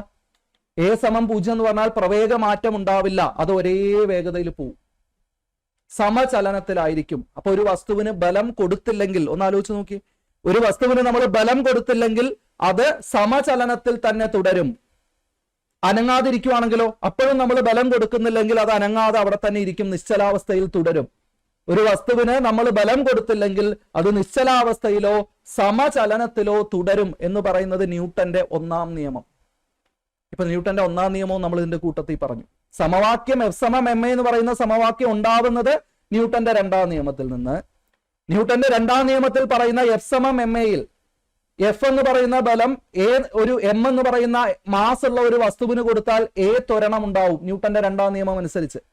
ബലം കൊടുത്തില്ലെങ്കിലോ, എഫ് സമം 0 ആണെങ്കിലോ അത് ന്യൂട്ടന്റെ 1-ാം നിയമം. ബലത്തിന്റെ സമവാക്യം ന്യൂട്ടന്റെ 2-ാം നിയമം. ബലം കൊടുത്തില്ലെങ്കിൽ എന്ത് സംഭവിക്കും എന്നുള്ളത് ന്യൂട്ടന്റെ 1-ാം നിയമം. അതൊന്ന് ഓർത്തു വെക്കുക. 3-ാം നിയമമൊക്കെ എല്ലാവർക്കും അറിയാലോ. ഇനി ഈ ബലത്തിന്റെ യൂണിറ്റുകളുമായിട്ട് ബന്ധപ്പെട്ട് ഇപ്പൊ നമ്മൾ പറഞ്ഞു ബലത്തിന്റെ യൂണിറ്റ് ന്യൂട്ടൺ ആണെന്ന് പറഞ്ഞു. എഫ് സമം എം എ എന്ന് എഴുതുമ്പോ എം എന്ന് പറഞ്ഞാൽ മാസിന്റെ യൂണിറ്റ് കിലോഗ്രാം ആണ്.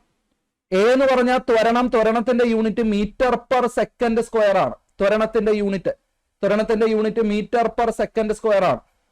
അപ്പൊ kilogram metre per second square, ഇതാണ് ബലത്തിന്റെ ശരിക്കും യൂണിറ്റ്.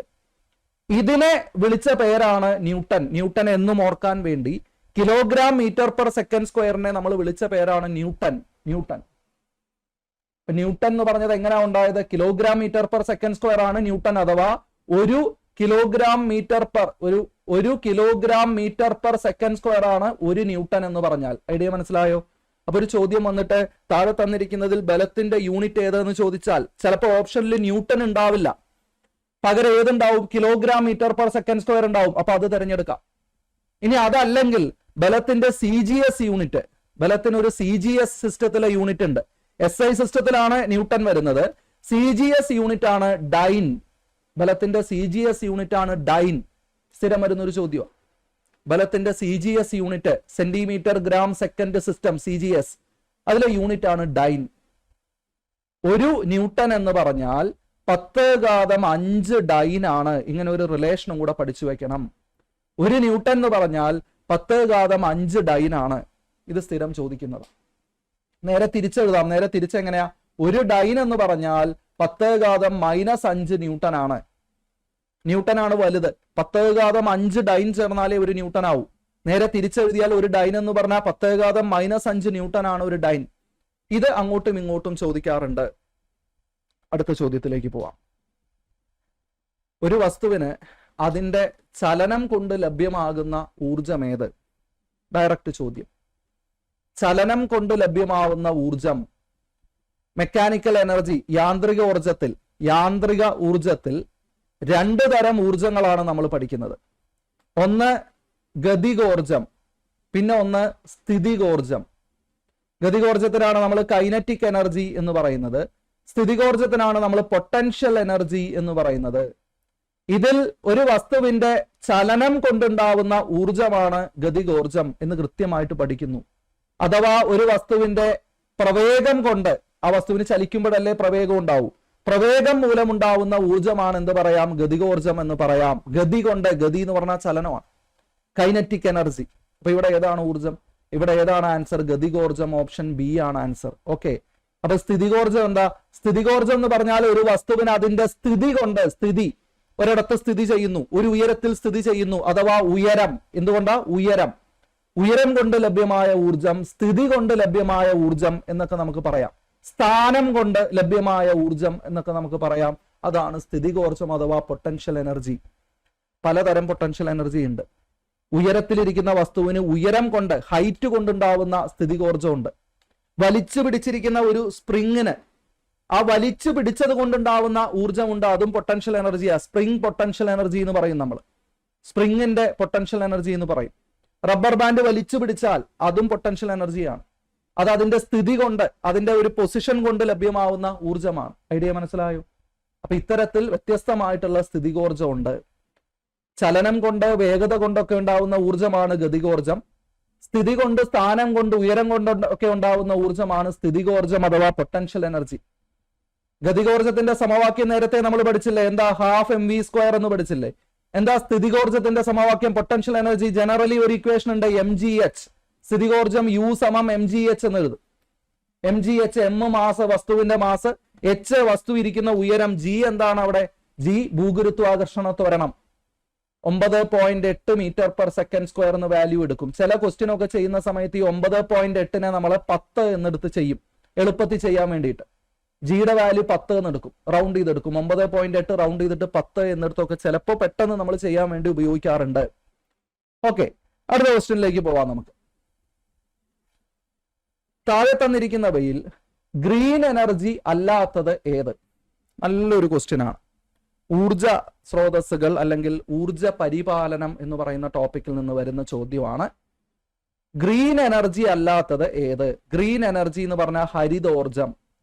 പച്ച കളറ് കണ്ടാൽ തന്നെ പ്രകൃതിക്ക് യോജിച്ചതാണ്. പ്രകൃതിക്ക് ദോഷമുണ്ടാക്കാത്ത, അന്തരീക്ഷ മലിനീകരണം ഉണ്ടാക്കാത്ത, പുനർനിർമ്മിക്കാൻ സാധിക്കുന്ന, ഉപയോഗിക്കും തോറും തീർന്നു പോവാത്ത നല്ല ഊർജ സ്രോതസ്സിനെയാണ് ഗ്രീൻ എനർജി എന്ന് പറയുന്നത്. പാരമ്പര്യേതര ഊർജ സ്രോതസ്സായിരിക്കും. അപ്പൊ എന്താ മനസ്സിലാക്കേണ്ടത്? ഗ്രീൻ എനർജിയുടെ പ്രത്യേകത എന്താ? ഗ്രീൻ എനർജി ആവണമെങ്കിൽ എന്തൊക്കെ കണ്ടീഷൻസ് ആണ് നമുക്കുള്ളത്? പാരമ്പര്യേതരം എന്ന് പറഞ്ഞാൽ എന്താ? Non conventional, പാരമ്പര്യേതരമായിരിക്കണം. പാരമ്പര്യേതരം എന്ന് പറഞ്ഞാൽ തന്നെ എന്താണ്? അത് പുനർനിർമ്മിക്കാൻ സാധിക്കുന്നതാണ്, റിന്യൂവബിൾ ആണ്, പുനർനിർമ്മിക്കാൻ സാധിക്കുന്നതാണ്. പിന്നെ എന്താ നമ്മൾ ശ്രദ്ധിക്കേണ്ടത്? അന്തരീക്ഷ മലിനീകരണം ഉണ്ടാവാൻ പാടുണ്ടോ? മലിനീകരണം ഇല്ല, മലിനീകരണം ഇല്ലാത്തതായിരിക്കണം. ഇതാണ് ഗ്രീൻ എനർജി. അപ്പൊ ഇക്കൂട്ടത്തിൽ ഏതാ ഗ്രീൻ എനർജിയിൽ വരുന്നത് നോക്കി. ഗ്രീൻ എനർജിയിൽ വരുന്നത് ഏതെന്നല്ല അല്ലേ ചോദ്യം, ഗ്രീൻ എനർജിയിൽ അല്ലാത്തത് എന്നാണ്. ശരി, ശ്രദ്ധിക്കണം. ഗ്രീൻ എനർജി അല്ലാത്തത് ഏതെന്നാണ് ചോദ്യം. സൗരോർജം, കാറ്റിൽ നിന്നുള്ള ഊർജം, atomic reactor, hydro electric power, ഇത് ഏതാണ് ഗ്രീൻ എനർജി അല്ലാത്തത്? സൗരോർജം പുനർനിർമ്മിക്കാൻ സാധിക്കുന്ന പാരമ്പര്യേതര ഊർജ സ്രോതസ്സാണ്, അത് ഗ്രീൻ എനർജി ആണ്. കാറ്റിൽ നിന്നുള്ള ഊർജം പുനർനിർമ്മിക്കാൻ സാധിക്കുന്ന, പ്രകൃതിക്ക് ദോഷമില്ലാത്തതാണ്. കാറ്റ് ഈ പുനർനിർമ്മിക്കുക എന്ന് പറയുമ്പോൾ നമ്മൾ ഉണ്ടാക്കണം എന്നില്ല, നമ്മൾ എടുക്കും തോറും തീരാതിരുന്നാൽ മതി, അതിങ്ങനെ റിന്യൂ ചെയ്തുകൊണ്ടിരുന്നാൽ മതി. സൗരോർജം തീരില്ല. സൂര്യന്റെ ഊർജം നമ്മൾ എടുക്കും തോറും തീരുവോ? ഇല്ല. കാറ്റ് നമ്മൾ എടുക്കും തോറും തീരുന്നുണ്ടോ? ഇല്ല. ഹൈഡ്രോ ഇലക്ട്രിക് പവർ, എന്താ ഹൈഡ്രോ ഇലക്ട്രിക് പവർ? ജലവൈദ്യുത നിലയം. ജലവൈദ്യുത നിലയം എങ്ങനെയാ പ്രവർത്തിക്കുന്നത്? പുഴ തടഞ്ഞു നിർത്തി ഡാം കെട്ടി ആ ഡാമിലെ വെള്ളത്തിന്റെ ശക്തി ഉപയോഗിച്ചിട്ട് ജനറേറ്റർ കറക്കിയിട്ട് വൈദ്യുതി ഉണ്ടാക്കുന്നു. ആ വെള്ളം നമ്മൾ നശിപ്പിക്കുന്നുണ്ടോ? ഇല്ല. പോകുന്തോറും ആ വെള്ളം വന്നുകൊണ്ടിരിക്കില്ലേ? നമ്മൾ ഉപയോഗിക്കും തോറും ആ വെള്ളം വീണ്ടും വീണ്ടും വന്നുകൊണ്ടിരിക്കില്ലേ? അപ്പൊ അത് റീപ്ലേസബിൾ ആണ്, തീർന്നു പോകുന്നില്ല, നമ്മൾ പ്രകൃതിയെ ചൂഷണം ചെയ്യുന്നില്ല. അപ്പൊ ഹൈഡ്രോ ഇലക്ട്രിക് പവറും ഹരിതോർജമാണ്. അറ്റോമിക് റിയാക്ടർ ആണ് ഇക്കൂട്ടത്തില് ഗ്രീൻ എനർജി അല്ലാത്തത്. അറ്റോമിക് റിയാക്ടർ, അതാണ് നമ്മുടെ ആൻസർ. അറ്റോമിക് റിയാക്ടർ ആണ്, ഓപ്ഷൻ സി ആണ് നമ്മുടെ ആൻസർ. എന്തുകൊണ്ടാ? അറ്റോമിക് റിയാക്ടറിനെ കുറിച്ച് നേരത്തെ ഒരു ചോദ്യത്തിൽ നമ്മൾ പറഞ്ഞില്ലേ, അറ്റോമിക് റിയാക്ടറിൽ ഉപയോഗിക്കുന്ന ഇന്ധനം ഏതാ? യുറേനിയം 235. അപ്പൊ യുറേനിയം എന്ന് പറഞ്ഞാൽ അതാണ് അറ്റോമിക് റിയാക്ടറിൽ ഉപയോഗിക്കുന്ന ഫിഷൻ നടത്തുന്ന ഫ്യുവൽ, ഇന്ധനം. ഈ ഇന്ധനം തീർന്നു പോകും. യുറേനിയം ഒക്കെ ഭൂമിയിൽ വളരെ ചെറിയ അളവിലേ കിട്ടാനുള്ളൂ. ഉപയോഗിക്കും തോറും യുറേനിയം തീർന്നു പോകും. അപ്പൊ ഉപയോഗിക്കും തോറും തീർന്നു പോകും. പ്രകൃതിക്ക് നല്ല ദോഷമാണ് അറ്റോമിക് റിയാക്ടർ. അറ്റോമിക് റിയാക്ടറിൽ നിന്ന് പുറന്തള്ളുന്ന മാലിന്യം അറ്റോമിക് വേസ്റ്റ് അല്ലെങ്കിൽ ന്യൂക്ലിയർ വേസ്റ്റ് എന്ന് പറയും. ന്യൂക്ലിയർ വേസ്റ്റ് എന്ന് പറഞ്ഞാൽ അത്രയും അപകടകരമാണ്. അറ്റോമിക് റിയാക്ടറുകളിൽ എന്തെങ്കിലും ലീക്കേജ് വന്നാൽ, ചെർണോബിൽ ദുരന്തമൊക്കെ ഉണ്ടായ പോലെ, നമ്മള് റഷ്യയിലെ പഴയ സോവിയറ്റ് യൂണിയനിലെ ചെർണോബിൽ ദുരന്തത്തെ കുറിച്ചൊക്കെ കേട്ടിട്ടുണ്ടാവും. അറ്റോമിക് റിയാക്ടറിൽ എന്തെങ്കിലും അപകടം സംഭവിച്ചാൽ ആ പ്രദേശത്ത് 100 കണക്കിന് കിലോമീറ്റർ ചുറ്റളവിലേക്ക് അവിടെ റേഡിയേഷൻ വ്യാപിക്കും. അപ്പൊ പ്രകൃതിക്ക് ദോഷകരമായ അറ്റോമിക് റിയാക്ടറുകൾ ഗ്രീൻ എനർജിയിൽ വരില്ല. പകരം ഏത് എനർജിയാണ്? Brown energy. ഗ്രീൻ എനർജി അല്ലാത്തവരൊക്കെ ഏതിലാ വരുന്നത്? ബ്രൗൺ എനർജി ചോദ്യം വരും.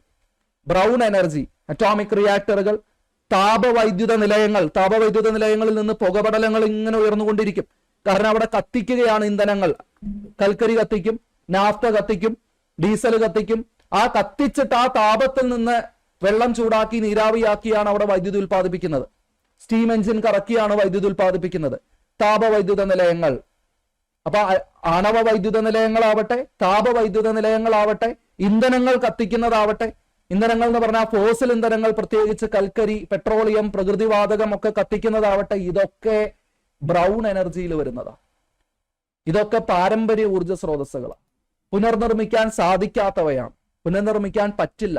അങ്ങനെ കൃത്യമായിട്ട് അപ്പൊ ഈ പറഞ്ഞതിൽ നിന്നൊക്കെ ചോദ്യം വരാം, കൃത്യമായിട്ട് ചോദ്യം വരാം. രണ്ട് വാക്കുകളുണ്ട്, അങ്ങോട്ടും ഇങ്ങോട്ടും നമുക്ക് കൺഫ്യൂസിങ് ആവുന്ന രണ്ട് വാക്കുകളുണ്ട്, ശ്രദ്ധിക്കുക. ബയോമാസും ബയോഗ്യാസും. ബയോമാസ്, ബയോഗ്യാസ്, ഈ രണ്ട് വാക്കുകൾ. ബയോമാസ് എന്ന് പറഞ്ഞാൽ പ്രകൃതിയിൽ നിന്ന് നമ്മൾ നേരിട്ട് എടുത്ത് കത്തിക്കുന്ന വസ്തുക്കളാണ് ബയോമാസ്. വിറക്, ഇലകള്, ചാണകവരളി, ചാണകം ഉണങ്ങിക്കഴിഞ്ഞാൽ എടുത്ത് കത്തിക്കും, നോർത്ത് ഇന്ത്യയിലൊക്കെ ചെയ്യാറുണ്ട്. ഇതൊക്കെ ബയോമാസാ. ഇത് കത്തിക്കും തോറും തീർന്നു പോകും. അപ്പൊ ഇത് ഏതിൽ വരുന്നതാ? ബയോമാസ് ബ്രൗൺ എനർജിയാ, പാരമ്പര്യ ഊർജ്ജ സ്രോതസ്സാ, കത്തിക്കും തോറും തീർന്നു പോകും. ബയോഗ്യാസോ, ബയോഗ്യാസ് പ്ലാന്റുകൾ, നമ്മുടെ വീടിന്റെ അടുക്കളപ്പുറത്തൊക്കെ സ്ഥാപിക്കുന്ന ബയോഗ്യാസ് പ്ലാന്റ് ഇല്ലേ, അത് വേസ്റ്റിൽ നിന്ന് ഈ പറയുന്ന ഊർജം, പാചകവാതകം ഉണ്ടാക്കാൻ വേണ്ടിയിട്ടാ ബയോഗ്യാസ്. അവിടുന്ന് മീഥൈനാണ് ഉണ്ടാവുന്നത്. മീഥൈനും കാർബൺ ഡൈ ഓക്സൈഡും, മീഥൈനാണ് കത്തുന്നത്. അപ്പൊ ബയോഗ്യാസ് എന്ന് പറയുന്നത് പാരമ്പര്യേതരമാണ്, വേസ്റ്റിൽ നിന്നുണ്ടാക്കുന്നതായതുകൊണ്ട് പ്രകൃതിക്ക് ദോഷകരമല്ല. അപ്പൊ അത് വരുന്നത് എവിടെയാ? ഗ്രീൻ എനർജിയാ. ബയോഗ്യാസ് ഗ്രീൻ എനർജിയും ബയോമാസ് ബ്രൗൺ എനർജിയാണ്. മാറിപ്പോവരുത്, സ്ഥിരം ചോദ്യങ്ങളാണ്. അടുത്ത ചോദ്യം നോക്കൂ. കടലിന്റെ ആഴമളക്കുന്നതിനുള്ള ഉപകരണമാണ് സോണാർ. ഇതിൽ ഉപയോഗിച്ചിരിക്കുന്ന തരംഗം ഏതാണ് എന്ന ചോദ്യം. ശബ്ദത്തിൽ നിന്നാണ് ഈ ചോദ്യം. ശബ്ദം എന്ന് പറയുന്ന നമുക്ക് പഠിക്കാനുള്ള ഭാഗത്ത് നിന്നാണ് ഈ ചോദ്യം.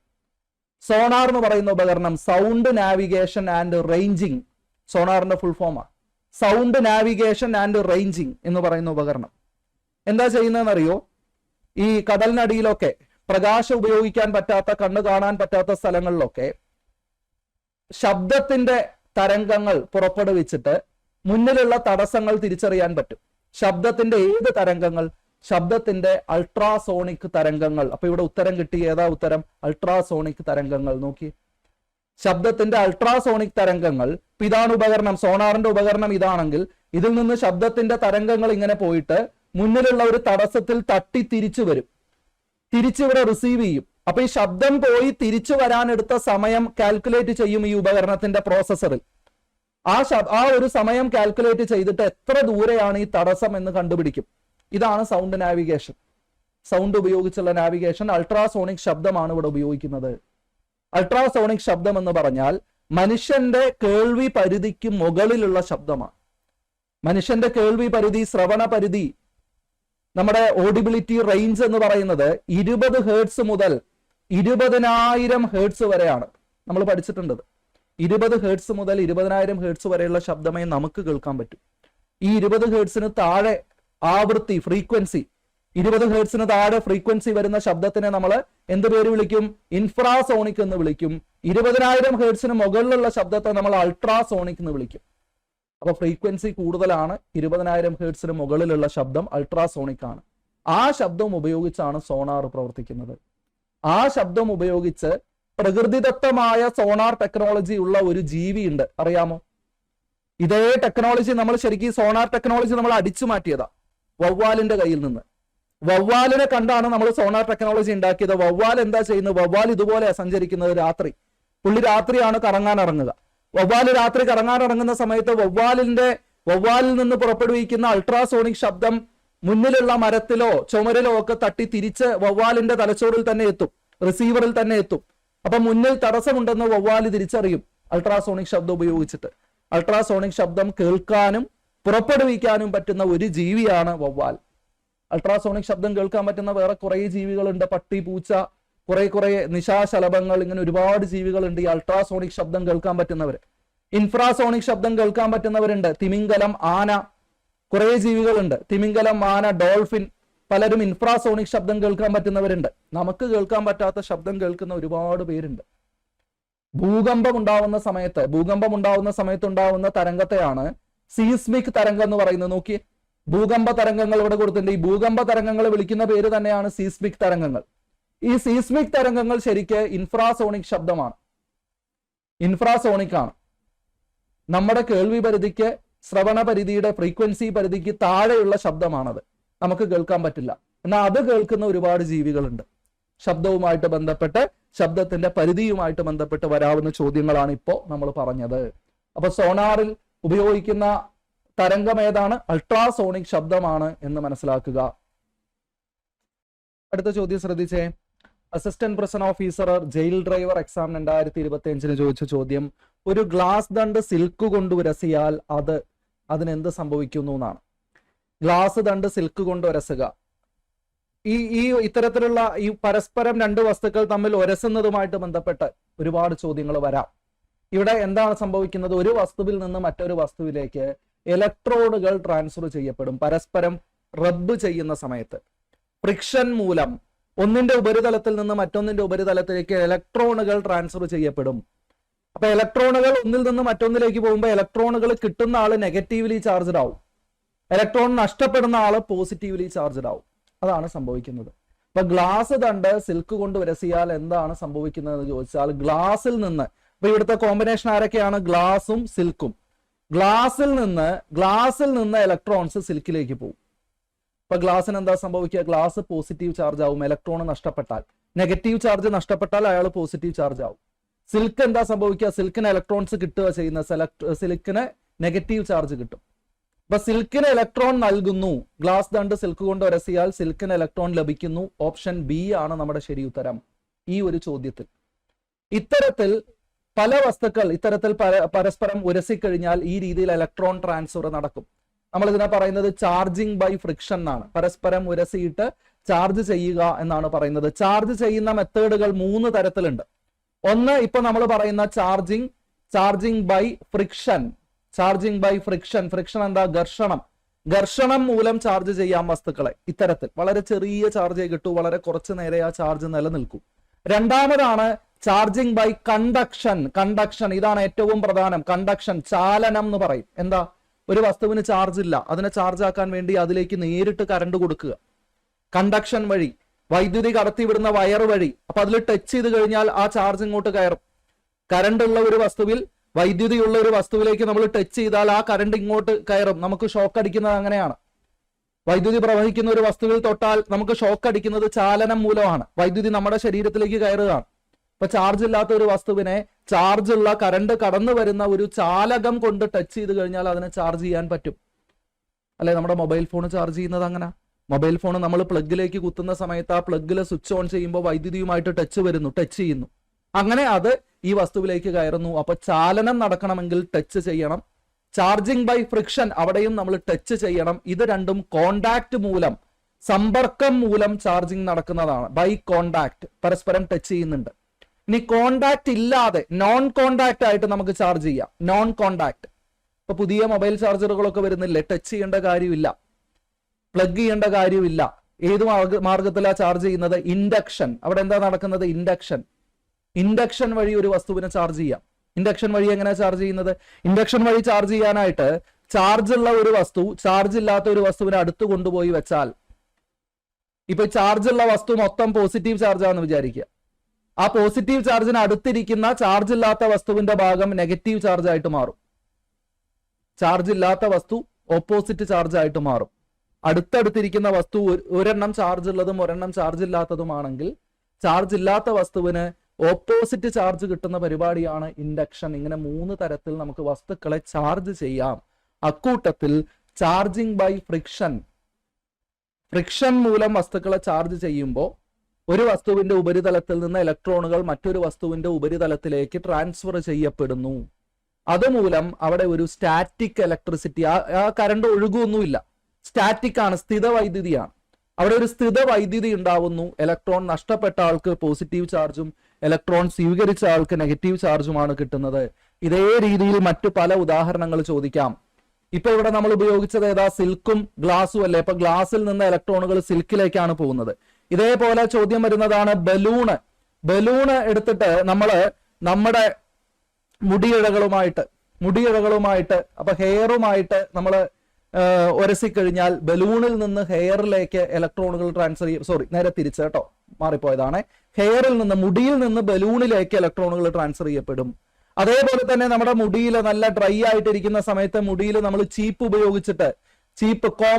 കോമ്പ് ഉപയോഗിച്ചിട്ട് നമ്മൾ ചീകിക്കഴിഞ്ഞാൽ മുടിയിൽ നിന്ന് കോമ്പിലേക്ക്, ചീപ്പിലേക്ക് എന്ത് സംഭവിക്കും? ഇലക്ട്രോണുകൾ ട്രാൻസ്ഫർ ചെയ്യപ്പെടും. അപ്പൊ ഇലക്ട്രോൺ എവിടുന്ന് എങ്ങോട്ട് പോകുന്നു എന്ന് ആലോചിച്ചാൽ മതി. മുടിയുമായിട്ട് നമ്മൾ ഉരസിക്കഴിഞ്ഞാൽ മുടിയിൽ നിന്നാണ് ഇലക്ട്രോണുകൾ ട്രാൻസ്ഫർ ചെയ്യപ്പെടുന്നത് എന്നുള്ളത് ശ്രദ്ധിക്കുക. മുടിയുമായിട്ട് ബലൂണോ മുടിയുമായിട്ട് നമ്മൾ കോംബോ എന്ത് ഉരസിയാലും മുടിയിൽ നിന്ന് ഇലക്ട്രോണുകൾ അങ്ങോട്ട് പോകും. അപ്പൊ മുടി പോസിറ്റീവ്ലി ചാർജ്ഡ് ആവും. ഈ വസ്തുക്കൾക്ക് ഇലക്ട്രോണുകൾ കിട്ടുന്നവര് നെഗറ്റീവ്ലി ചാർജ്ഡ് ആവും. അടുത്തൊരു പേര് സ്ഥിരം ചോദ്യം വരുന്നതാണ് എബണൈറ്റും വൂളും. എബണൈറ്റ് എന്ന് പറഞ്ഞു കഴിഞ്ഞാൽ ഒരു തരം റബ്ബർ മെറ്റീരിയൽ ആണ്. അപ്പൊ റബ്ബർ എന്നും പറയാം നമുക്ക്. റബ്ബറും വൂളും, വൂൾ അല്ലെങ്കിൽ ഫർ എന്ന് പറയും. ഇതെന്താ സംഗതി? നമ്മള് കമ്പിളി എന്ന് പറയില്ലേ, കമ്പിളി, മൃഗങ്ങളുടെ ശരീരത്തിൽ നിന്ന്, ചെമ്മരിയാടിന്റെ ശരീരത്തിൽ നിന്നൊക്കെ എടുക്കുന്ന ആ ഒരു കമ്പിളി. അപ്പൊ ഇത് തമ്മിൽ ഉരസിക്കഴിഞ്ഞാൽ എബണൈറ്റ് ആൻഡ് വൂൾ എന്നോ അല്ലെങ്കിൽ റബ്ബർ ആൻഡ് വൂൾ എന്നോ എബണൈറ്റ് ആൻഡ് ഫർ എന്നോ ഒക്കെ ചോദ്യം വരും. ഇവ തമ്മിൽ ഉരസിക്കഴിഞ്ഞാൽ ഇവിടെ എന്താണ് സംഭവിക്കുന്നത്? ഇവിടെ ഈ എബണൈറ്റിലേക്ക് അല്ലെങ്കിൽ റബ്ബറിലേക്കാണ് ഇലക്ട്രോണുകൾ പോകുന്നത് നേരെ ഈ റബ്ബറിലേക്ക് അല്ലെങ്കിൽ എബണൈറ്റിലേക്കാണ്. ഇതാണ് സ്ഥിരം ചോദിക്കുന്ന പെയറുകൾ.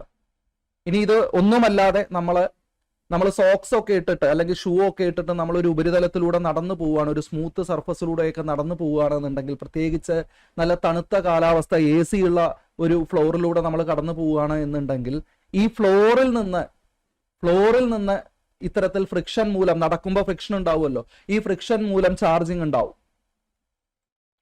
അപ്പോ താഴെയുള്ള നമ്മൾ നടക്കുന്ന ആ സർഫസിൽ നിന്ന് ഇലക്ട്രോണുകൾ നമ്മുടെ ശരീരത്തിലേക്ക് കയറും. നമ്മൾ നടക്കുന്ന ഫ്ലോറിൽ നിന്ന്, പ്രത്യേകിച്ച് അവിടെ കാർപ്പറ്റ് ഒക്കെ ഉണ്ടെങ്കിൽ കാർപ്പറ്റിൽ നിന്ന് നമ്മുടെ ഫീറ്റിലേക്ക്, നമ്മുടെ ഷൂയിലേക്ക്, നമ്മുടെ സോക്സിലേക്കൊക്കെ ഇലക്ട്രോണുകൾ കയറും എന്ന് മനസ്സിലാക്കുക. നമ്മൾ നടക്കുന്ന നിലത്ത് നിന്ന് നമ്മുടെ ശരീരത്തിലേക്ക് ഇലക്ട്രോൺസുകൾ വരുമ്പോൾ നമ്മൾ നെഗറ്റീവ്ലി ചാർജ്ഡ് ആവും. നമ്മുടെ ശരീരത്തിലേക്ക് കയറുന്ന ഈ നെഗറ്റീവ് ചാർജസ് എന്താ ചെയ്യാന്നറിയോ? നമ്മുടെ ശരീരത്തിന്റെ ഉപരിതലത്തിലേക്ക് വ്യാപിക്കുക ചെയ്യുക. നമ്മുടെ ശരീരത്തിന്റെ ഉപരിതലത്തിൽ മൊത്തം ഇലക്ട്രോൺസ് വ്യാപിക്കും. നമ്മൾ അതറിയില്ല, ചെറിയ ചാർജാണ്. അതേസമയം ആരെങ്കിലും നമ്മളെ ഒന്ന് ടച്ച് ചെയ്താൽ അവർക്ക് ആ ചാർജ് ഫീൽ ചെയ്യും. ആ ചാർജ് അവരിലേക്ക് കയറും. അപ്പൊ അവർക്ക് ഷോക്ക് അടിക്കുന്നത് പോലെ ഫീൽ ചെയ്യും. വേറെ ആരെങ്കിലും നമ്മളെ ഇങ്ങനെ ടച്ച് ചെയ്ത് കഴിഞ്ഞാൽ. അതാണ് പലപ്പോഴും പല റീൽസിലൊക്കെ നിങ്ങൾ കണ്ടിട്ടുണ്ടാവും. ഷോപ്പിംഗ് മാളിലൂടെയൊക്കെ നടക്കുമ്പോൾ ആരെങ്കിലും നമ്മളെ വന്നിട്ടൊന്ന് വിരലിൽ ടച്ച് ചെയ്ത് കഴിഞ്ഞാൽ ഷോക്ക് അടിക്കും, ചെറിയൊരു ഷോക്ക് അടിക്കും. പലപ്പോഴായിട്ട് ഇത് സംഭവിക്കാറുണ്ട്. അതേപോലെ ഈ നമ്മൾ കാറിൽ നിന്ന് ഇറങ്ങുന്ന സമയത്തൊക്കെ പ്രത്യേകം ശ്രദ്ധിക്കുക. കാറിൽ നിന്ന് ഡോറ് തുറന്ന് ഇറങ്ങുന്ന സമയത്ത് ഡോറിന്റെ മെറ്റൽ ബോഡിയിൽ വിരൽ വെച്ച പെട്ടെന്ന് ഒരു ഷോക്ക് അടിക്കുന്ന ഫീൽ ഉണ്ടാവും. ഇതൊക്കെ ഈ തരത്തിൽ ഫ്രിക്ഷൻ മൂലം. എന്താ അവിടെ സംഭവിക്കുന്നത്? കാർ ഇങ്ങനെ റോഡിലൂടെ ഓടുന്ന സമയത്ത് ഫ്രിക്ഷൻ നടക്കുന്നില്ലേ, ടയറും റോഡും തമ്മിൽ. ആ ഫ്രിക്ഷൻ മൂലം കാറ് ചാർജഡ് ആവുന്നുണ്ട്. ആ ചാർജഡ് ആവുമ്പോൾ എപ്പോഴും ഏതൊരു വസ്തുവും ചാർജ് ആയി കഴിഞ്ഞാൽ ചാർജുകൾ ആ വസ്തുവിന്റെ ഉപരിതലത്തിലാണ് വ്യാപിക്കുക. അപ്പൊ ഉപരിതലം ചാർജറാണ്. നമ്മൾ കാറിനകത്തിരിക്കുക, നമ്മളിത് അറിയുന്നില്ല. നമ്മൾ പുറത്തിറങ്ങിയിട്ട് ഈ സർഫസിൽ ടച്ച് ചെയ്യുന്ന പാട് ഈ ചാർജ് എല്ലാം കൂടെ നമ്മുടെ ശരീരത്തിലേക്ക് കയറും. അങ്ങനെ ഷോക്ക് അടിക്കുന്നു. അപ്പൊ ഇതൊക്കെ, ഈ പറഞ്ഞ പെയറുകളൊക്കെ ചോദ്യമാണ്. എവിടുന്ന് എങ്ങോട്ട് ഇലക്ട്രോൺ ട്രാൻസ്ഫർ ചെയ്യുന്നു എന്ന് കൃത്യമായിട്ട് മനസ്സിലാക്കി വെക്കുക. അടുത്ത ചോദ്യം നമുക്ക് നോക്കാം. അതേ ക്വസ്റ്റ്യൻ പേപ്പറിൽ നിന്നുള്ള അടുത്ത ചോദ്യം, ഭ്രമണചലനത്തിൽ ബലത്തിനോട് തുല്യമായത് എന്നാണ് ചോദ്യം. ഭ്രമണചലനം എന്താ സംഗതി? സ്പിന്നിങ് ആണ്. സ്പിന്നിങ്, റൊട്ടേഷൻ എന്നും നമ്മൾ പറയും. ഒരു അച്ചുതണ്ടിൽ സ്വയം നിന്ന് കറങ്ങുന്നതാണ്. ഒരു അച്ചുതണ്ട് അല്ലെങ്കിൽ ഒരു ബിന്ദുവിനെ കേന്ദ്രീകരിച്ച് സ്വയം നിന്ന് കറങ്ങുന്നതിന് പറയുന്ന പേരാണ് ഭ്രമണം. സ്വന്തം ശരീരത്തിനകത്തുള്ള ഒരു ബിന്ദുവിനെ ചുറ്റുന്നത്, അതാണ് ഭ്രമണം എന്ന് പറയുന്നത്. ഇപ്പൊ ഭൂമിക്ക് ഒരു സാങ്കല്പിക അച്ചുതണ്ട് ഉണ്ട്, അത് അതിന്റെ ഉള്ളിലൂടെ പാസ് ചെയ്യുന്നു നമ്മൾ പറയുന്നു. ആ അച്ചുതണ്ടിനെ ചുറ്റുന്നതിന് ഭൂമിയുടെ ഭ്രമണം എന്ന് നമുക്ക് പറയാം. സ്വയം നിന്ന് കറങ്ങുക, വസ്തുക്കൾ കറങ്ങുന്ന സമയത്ത് സ്വയം നിന്ന് കറങ്ങാം, മറ്റൊരാളെ ചുറ്റാം. സ്വയം നിന്ന് കറങ്ങുന്നതാണ് ഭ്രമണം. മറ്റൊരാളെ ചുറ്റുമ്പോൾ അതിന് പരിക്രമണം എന്ന് പറയും. ഭ്രമണവും പരിക്രമണവും രണ്ട് വാക്കുണ്ട്. ഭ്രമണം, പരിക്രമണം. ഇത് രണ്ടും ചാക്രിക ചലനമാണ്, അല്ലെങ്കിൽ മറ്റൊരു വാക്ക് പറയും വർത്തുള ചലനമാണ് എന്നൊക്കെ നമ്മൾ പറയും. സർക്കുലാർ മോഷൻ അല്ലെ, വൃത്താകൃതിയിലുള്ള ചലനമാണ്. ഭ്രമണമായാലും പരിക്രമണമായാലും വൃത്താകൃതിയിലുള്ള ചലനമാണ്, സർക്കുലാർ മോഷൻ ആണ്. ഇത്തരത്തിൽ വൃത്താകൃതിയിൽ ചലിക്കുന്ന വസ്തുക്കൾ, റൊട്ടേഷണൽ മോഷനിലുള്ള വസ്തുക്കൾക്ക് ബലത്തിന് തുല്യമായ ഭൗതിക അളവാണ് ടോർക്ക്. ഏതാണ്? ടോർക്ക്. ആൻസർ ഇവിടെ ഓപ്ഷൻ ഡി, ടോർക്കാണ്. ഭ്രമണ ചലനത്തിലാവട്ടെ, വർത്തുള ചലനത്തിൽ ഏതുമാവട്ടെ, ഒരു റൊട്ടേഷണൽ മോഷൻ അല്ലെങ്കിൽ ഒരു സർക്കുലാർ മോഷൻ നടക്കുകയാണ് എങ്കിൽ വട്ടത്തിൽ കറങ്ങുന്ന വസ്തുക്കൾക്ക് ബലത്തിന് പകരം നമ്മൾ ഉപയോഗിക്കുന്ന വാക്കാണ് ടോർക്ക്. ബലത്തിന് പകരം ഉപയോഗിക്കുന്ന ഭൗതിക അളവാണ് ടോർക്ക്. ഒരു റോഡ് നോക്കി, ഇതിങ്ങനെ ഇരിക്കുക. ഇത് നമ്മൾ സെന്ററിൽ ആണി അടിച്ചിരിക്കുകയാണ്. ഇങ്ങനെ കറങ്ങാൻ പറ്റുന്ന മൂവബിൾ ആയിട്ടുള്ള ആണിയാണ്. ഇതിന് ചുറ്റും കറങ്ങാൻ പറ്റും. ഇങ്ങനെ ആണി അടിച്ച് ഉറപ്പിച്ച് വെച്ചിരിക്കുക എന്ന് വിചാരിക്കുക. ഇതിനെ നമ്മൾ റൊട്ടേറ്റ് ചെയ്യുവാണ്. എന്ത് ചെയ്യുന്നു? ഇവിടുന്ന് നമ്മൾ ഒരു ബലം കൊടുക്കുന്നു, എഫ് എന്ന് പറയുന്ന ഒരു ബലം കൊടുക്കുന്നു ഈ ഭാഗത്തുനിന്ന്. അപ്പൊ ഇത് ഇങ്ങനെ കറങ്ങുമല്ലോ. നോക്കിയേ, ഇത് ഇങ്ങനെ റൊട്ടേറ്റ് ചെയ്യും. ആ ഒരു ബലം നമ്മൾ കൊടുക്കുമ്പോൾ ഇത് ഇങ്ങനെ കിടന്ന് കറങ്ങും. അപ്പൊ ഇതാണ് ആ റോഡെങ്കിൽ റോഡിന്റെ സെന്ററിൽ ഇങ്ങനെ വെച്ച് ഇവിടുന്ന് ബലം കൊടുത്താൽ ഇത് ഇങ്ങനെ കിടന്ന് കറങ്ങും. ഈ കറങ്ങുന്ന സമയത്ത് അതിനനുഭവപ്പെടുന്നത് ടോർക്കാണ്. ആ ടോർക്ക് എങ്ങനെ കണ്ടുപിടിക്കാം? ഈ സെന്ററിൽ നിന്ന് ഈ കറങ്ങുമ്പോൾ ഒരു സർക്കിൾ ഉണ്ടാവുന്നില്ലേ? ഇവിടെ ഒരു സർക്കിൾ ഉണ്ടാവുന്നില്ലേ? ഈ സർക്കിളിന്റെ റേഡിയസ് എന്ന് പറഞ്ഞാൽ ഈ ഒരു ലെങ്ത് ഇത് R ആണെന്ന് വിചാരിക്കുക. എങ്കിൽ ആ ടോർക്ക് എന്ന് പറയുന്നത് R ഇൻറ്റു എഫ് ആണ്. R ഇൻറ്റു എഫ് ആണ്. ആ റേഡിയസ് ഇൻറ്റു നമ്മൾ ഈ കൊടുക്കുന്ന ബലമാണ് ടോർക്ക് എന്ന് പറയുന്നത്. ഇതാണ് ടോർക്ക് കാണാനുള്ള ബലവുമായിട്ട് ബന്ധപ്പെട്ട ഇക്വേഷൻ. വാഹനങ്ങളെ കുറിച്ചൊക്കെ സംസാരിക്കുന്ന സമയത്ത് വാഹനങ്ങളുടെ ടോർക്ക് പറയാറുണ്ട്. വാഹനങ്ങളുടെ എഞ്ചിൻ കപ്പാസിറ്റി CC എന്ന് പറഞ്ഞ് നമ്മൾ പറയാറുണ്ട്, ക്യൂബിക് സെന്റിമീറ്റർ. അതിനൊപ്പം തന്നെ വാഹനങ്ങളുടെ ടോർക്ക് എന്ന് പറയുന്ന ഒരു അളവ് കൃത്യമായിട്ട് നമ്മൾ പറയാറുണ്ട്. ന്യൂട്ടൺ മീറ്ററിലാണ് ടോർക്ക് പറയുക, ടോർക്കിന്റെ യൂണിറ്റ്. ടോർക്ക് പലർക്കും പുതിയൊരു അളവാണെങ്കിൽ ശ്രദ്ധിച്ചു വെക്കുക. ടോർക്ക് എന്ന് പറയുന്നത് റേഡിയസ് ഇൻറ്റു ഫോഴ്സ് ആണ്. അപ്പൊ റേഡിയസ് എന്ന് പറഞ്ഞാൽ ലെങ്ത് ആണ്. റേഡിയസ് എന്ന് പറഞ്ഞാൽ നീളമല്ലേ? സെന്ററിൽ നിന്ന് പുറത്തേക്കുള്ള നീളം. അത് മീറ്ററിലാണ് അളക്കുക. ഫോഴ്സ് എങ്ങനെ അളക്കുക? ന്യൂട്ടണിലാണ് അളക്കുക. അപ്പൊ ന്യൂട്ടനും മീറ്ററും രണ്ടും കൂടെ ചേർന്നാൽ ന്യൂട്ടൺ മീറ്റർ ആണ് ടോർക്കിന്റെ യൂണിറ്റ്. ന്യൂട്ടൺ മീറ്റർ ആണ് ടോർക്കിന്റെ യൂണിറ്റ്. ടോർക്ക് എന്ന് പറഞ്ഞാൽ റൊട്ടേഷണൽ ഫോഴ്സ് ആണ് ടോർക്ക്. കറങ്ങുന്ന വസ്തുവിന്റെ ബലത്തെ പറയുന്ന പേരാണ് ടോർക്ക്. വാഹനങ്ങൾ എന്ന് പറയുന്നത് വാഹനത്തിലെ എഞ്ചിനാണ് കറങ്ങുന്നത്. ഒപ്പം ചക്രം കറങ്ങിയാണ് വാഹനം മുന്നോട്ട് പോകുന്നത്. അപ്പൊ വാഹനങ്ങളുടെ ടോർക്ക് പറയാറുണ്ട്. വാഹനത്തിന് ടോർക്ക് കൂടിക്കഴിഞ്ഞാൽ നല്ല പവറാണ്, നന്നായിട്ട് വലിച്ചുകൊണ്ട് പോകും, അങ്ങനെ പറയാറുണ്ട്. ആ വാക്ക് മനസ്സിലാക്കുക. അടുത്ത ചോദ്യം നോക്കാം നമുക്ക്. അതേ ക്വസ്റ്റ്യൻ പേപ്പർ ഏറ്റവും ഉയർന്ന വിശിഷ്ട താപധാരിത ഉള്ള പദാർത്ഥമേത്? വിശിഷ്ട താപധാരിത, നമ്മൾ താപവുമായിട്ട് ബന്ധപ്പെട്ട് പഠിക്കുന്നത് താപവും താപനിലയും. വിശിഷ്ട താപധാരിത എന്ന് പറഞ്ഞാൽ സ്പെസിഫിക് ഹീറ്റ് കപ്പാസിറ്റി ആണ്. സ്പെസിഫിക് ഹീറ്റ് കപ്പാസിറ്റി ആണ് ഇംഗ്ലീഷിൽ. C എന്ന് പറയുന്ന അക്ഷരം കൊണ്ട് സൂചിപ്പിക്കും. എന്താണ് അത് സംഗതി? നമ്മൾ പഠിച്ചിരിക്കുന്നത് എന്താ? 1 കിലോഗ്രാം പദാർത്ഥം എടുത്താൽ, 1 കിലോഗ്രാം ഏത് പദാർത്ഥവും ആവട്ടെ, ആ പദാർത്ഥം എടുത്തിട്ട് അതിന്റെ ടെമ്പറേച്ചർ നമുക്ക് 1 ഡിഗ്രി സെൽഷ്യസ് ഉയർത്തണം. 1 ഡിഗ്രി സെൽഷ്യസ് ഉയർത്തണം. ഇപ്പോൾ ഉള്ളത് 25 ഡിഗ്രി സെൽഷ്യസിലാണെങ്കിൽ അതിൽ നിന്ന് അത് 26 ഡിഗ്രി സെൽഷ്യസിലേക്ക് നമ്മൾ എന്ത് ചെയ്യണം? ഉയർത്തണം. ആ 1 ഡിഗ്രി സെൽഷ്യസ് 1 കിലോഗ്രാമിന്റെ ഉയർത്താൻ നമ്മൾ എത്ര താപം കൊടുക്കണം? അതാണ് വിശിഷ്ട താപധാരിത. അത് ഏറ്റവും കൂടുതലുള്ളത് ഈ തന്നിരിക്കുന്നതിൽ ഇരുമ്പ്, സ്വർണം, വെള്ളി, ജലം ഏതിനാണ്? ജലത്തിനാണ്, വെള്ളത്തിനാണ്. കൃത്യമായി നമ്മൾ പഠിക്കുന്നുണ്ട്. വെള്ളത്തിന്റെ ഉയർന്ന വിശിഷ്ട താപധാരിത മൂലമുള്ള ഗുണങ്ങൾ എന്ന് പറഞ്ഞ് നമ്മൾ പഠിക്കുന്നുണ്ട്. ജലത്തിന്റെ ഉയർന്ന വിശിഷ്ട താപധാരിത എന്ന് പറഞ്ഞ് നമ്മൾ പഠിക്കുന്നുണ്ട്. എത്രയാണത്? 4200 റൗണ്ട് ചെയ്ത് നമ്മൾ പഠിക്കുന്ന 4180 ഒക്കെയാണ്. 4200 എന്ന് റൗണ്ട് ചെയ്യും. 4200 ജൂൾ പെർ കിലോഗ്രാം കെൽവിൻ അല്ലെങ്കിൽ ഡിഗ്രി സെൽഷ്യസ്. കെൽവിൻ അല്ലെങ്കിൽ ഡിഗ്രി സെൽഷ്യസ്. കാരണം 1 ഡിഗ്രി സെൽഷ്യസ് ഉയർത്തുക എന്ന് പറഞ്ഞാൽ അത് ഒരു കെൽവിൻ ഉയർത്തുന്നതിന് തുല്യമാണ്. ഇപ്പൊ രണ്ടും പറയാം. സ്റ്റാൻഡേർഡ് ആയിട്ട് പറയുമ്പോൾ കെൽവിൻ ആണ് unit. 4200 joule per kilogram kelvin എന്ന് പറഞ്ഞാൽ അർത്ഥം എന്താ? 1 കിലോഗ്രാം പദാർത്ഥത്തിന്റെ താപനില 1 കെൽവിൻ ഉയർത്താൻ വേണ്ട താപമാണ് 4200 ജൂൾ. വെള്ളത്തിനാണ് ഇത്രയും കൂടുതൽ. ഇപ്പൊ ഇരുമ്പും സ്വർണവും വെള്ളിയും ഒക്കെ എടുത്തു കഴിഞ്ഞാൽ ഇപ്പൊ ഇരുമ്പൊക്കെ 500 താഴെയുള്ളൂ, 500 ജൂളിന് താഴെയുള്ളൂ. സ്വർണം വെള്ളിയും ഒക്കെ ഏകദേശം ആ റേഞ്ചിലാണ് വരുന്നത്. ഐസ് പോലും നമ്മൾ എടുത്തു കഴിഞ്ഞാൽ ഈ 4200 പകുതി 2100 അടുത്തേ വരും. ഐസിന്റെ ഒക്കെ, ഐസും നീരാവിയും ഒക്കെ ഇതിന്റെ പകുതിയുടെ അടുത്തേ വരും. ഐസ് വെള്ളത്തിന്റെ തന്നെ വിവിധ അവസ്ഥകളാണ് ഐസും നീരാവിയും ഒക്കെ. ഐസിനും നീരാവിക്കും ഒക്കെ 2100, 2090, 2050 ഒക്കെയാണ്. 2100 താഴെയാണ് വാല്യൂ വരുന്നത്. അതേസമയം അതിന്റെ ഇരട്ടി 4200 ജൂൾ പെർ കിലോഗ്രാം കെൽവിനാണ് വെള്ളത്തിന്റെ വിശിഷ്ട താപധാരിത എന്ന് പറഞ്ഞാൽ അതിന്റെ അർത്ഥം എന്താ? വെള്ളത്തിന് 1 ഡിഗ്രി സെൽഷ്യസ് ഉയർത്തണമെങ്കിൽ നല്ലോണം താപം കൊടുക്കണം, ബാക്കിയുള്ളവരെക്കാൾ താപം കൊടുക്കണം. 1 കിലോഗ്രാം വെള്ളത്തിന് തന്നെ 4200 ജൂൾ കൊടുക്കണം. അതുകൊണ്ടാണ് ഉയർന്ന വിശിഷ്ട താപധാരിത ഉള്ളത് കൊണ്ടാണ് വെള്ളത്തെ എല്ലാ സ്ഥലത്തും കൂളന്റ് ആയിട്ട് ഉപയോഗിക്കുന്നത്, ശീതീകാരിയായിട്ട് ഉപയോഗിക്കുന്നത്. ചോദ്യം വരും, എന്തുകൊണ്ടാണ് വെള്ളത്തെ വാഹനങ്ങളുടെ എഞ്ചിനിലൊക്കെ കൂളന്റ് ആയിട്ട് ഉപയോഗിക്കുന്നത്? ഉയർന്ന വിശിഷ്ട താപധാരിത. വാഹനങ്ങളുടെ എഞ്ചിൻ ചൂടാവും, വാഹനത്തിന്റെ എഞ്ചിനു ചുറ്റും വെള്ളം സർക്കുലേറ്റ് ചെയ്യുന്നുണ്ടാവും. വാഹനത്തിന്റെ എഞ്ചിൻ ഉണ്ടാക്കിയിരിക്കുന്നത് ഇരുമ്പും സ്റ്റീലും ഒക്കെ ഉപയോഗിച്ചിട്ടാ. അപ്പൊ ഇത് പെട്ടെന്ന് ചൂടാവും, കാരണം അവയുടെ വിശിഷ്ട താപധാരിത കുറവാ. അത് ഓരോ 500 ജൂളാന്ന് വിചാരിക്കുക. അപ്പൊ 500 ജൂള് കിട്ടുമ്പോൾ 1 ഡിഗ്രി സെൽഷ്യസ് ഉയരും, അടുത്ത 500 കിട്ടുമ്പോൾ വീണ്ടും ഉയരും. ഇങ്ങനെ താപനില കൂടി കൂടി കൂടി പോവും എഞ്ചിന്റെ താപനില. അപ്പോ വെള്ളത്തിന് പക്ഷെ ഇത് ബാധിക്കില്ല. അപ്പൊ ഉയർന്ന താപനിലയിൽ എഞ്ചിൻ എത്തുമ്പോൾ വെള്ളം താഴ്ന്ന താപനിലയിലായിരിക്കും. അപ്പൊ എന്താ സംഭവിക്കുക? ഉയർന്ന താപനിലയുള്ള വസ്തുവിൽ നിന്ന് താഴ്ന്ന താപനിലയുള്ള വസ്തുവിലേക്ക് താപം ഒഴുകും. താപത്തിന് അങ്ങനെ ഒരു പ്രത്യേകതയുണ്ട്. താപം എവിടുന്ന് എങ്ങോട്ടാ ഒഴുകുക? താപനില ഉയർന്നിടത്തുനിന്ന് താപനില കുറഞ്ഞിടത്തേക്ക്. അപ്പൊ എഞ്ചിനിൽ നിന്ന് വെള്ളത്തിലേക്ക് ഈ താപം ഒഴുകും. പക്ഷെ വെള്ളത്തിന് എന്തെങ്കിലും സംഭവിക്കുമോ? വെള്ളത്തിന് 4200 ജൂള് കിട്ടിയാലേ 1 കിലോഗ്രാമിന്റെ 1 ഡിഗ്രി സെൽഷ്യസ് വരൂ. അപ്പൊ വെള്ളത്തിനെ ഇത് ബാധിക്കില്ല. വെള്ളം അത് മൈൻഡ് ചെയ്യാതിരിക്കും. താപം ഇങ്ങനെ വരും. 4200 ജൂളാവുമ്പോൾ 1 ഡിഗ്രി സെൽഷ്യസ് വരും. പിന്നെ അടുത്ത 4200 ജൂളിൽ 1 ഡിഗ്രി സെൽഷ്യസ് വരും. വെള്ളം പതുക്കെ താപനില വരൂ. എഞ്ചിന്റെ താപനില സ്പീഡിൽ ഉയരും, വെള്ളം പതുക്കെ താപനില വരൂ. അതുകൊണ്ട് എഞ്ചിനിൽ നിന്ന് വെള്ളം ഈ ചൂട്, ഈ താപം മുഴുവൻ വലിച്ചെടുക്കും. അതുകൊണ്ടാണ് വെള്ളത്തെ ശീതീകാരിയായിട്ട് ഉപയോഗിക്കുന്നത്. നമ്മൾ പഠിച്ചതല്ലേ?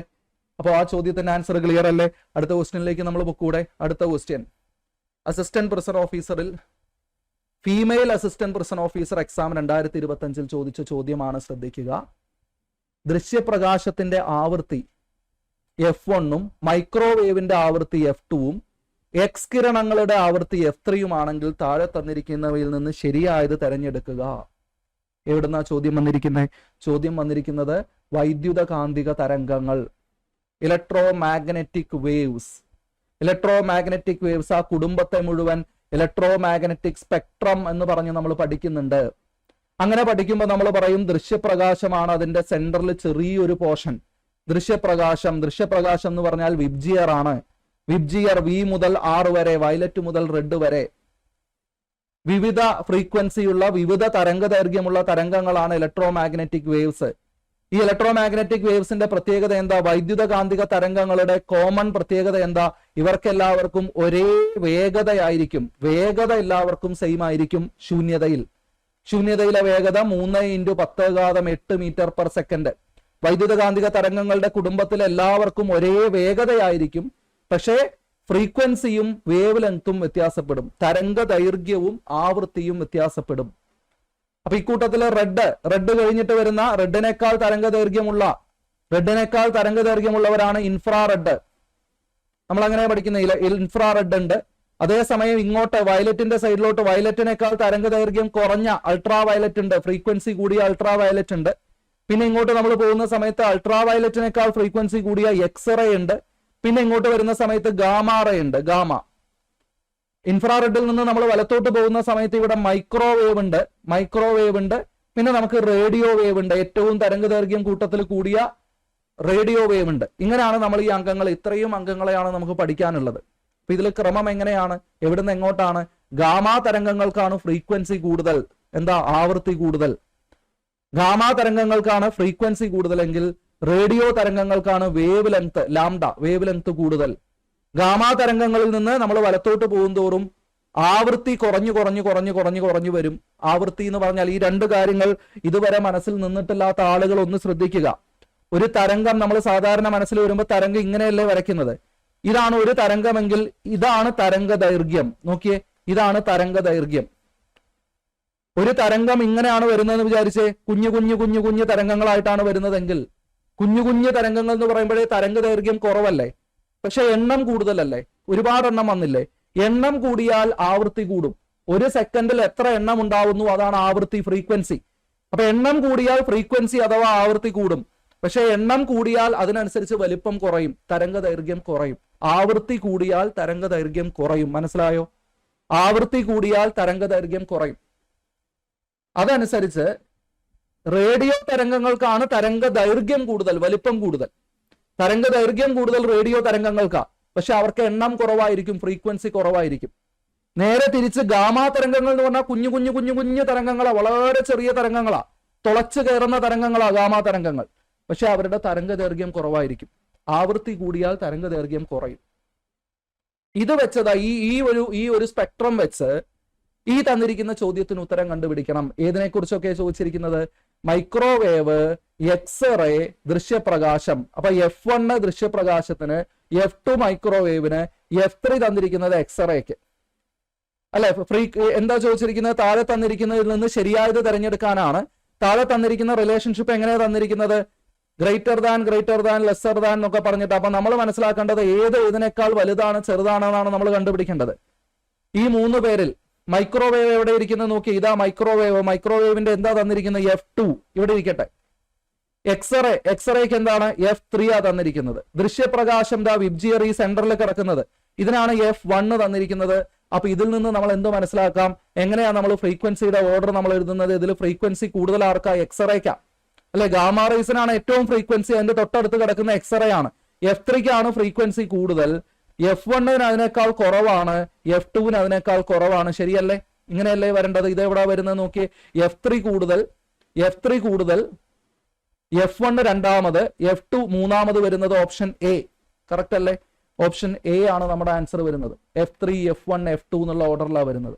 അപ്പൊ ഇത് എങ്ങനെ ചോദിച്ചാലും ഈ ചോദ്യം മറ്റ് 3 തരംഗങ്ങൾ തന്നിട്ട് ഇനിയും ആവർത്തിക്കാം. ഏതെങ്കിലും 2 തരംഗത്തിൽ ഏതിനാണ് തരംഗദൈർഘ്യം കൂടുതൽ എന്ന് ചോദിക്കാം, ഏതിനാണ് ആവൃത്തി കൂടുതൽ എന്ന് ചോദിക്കാം.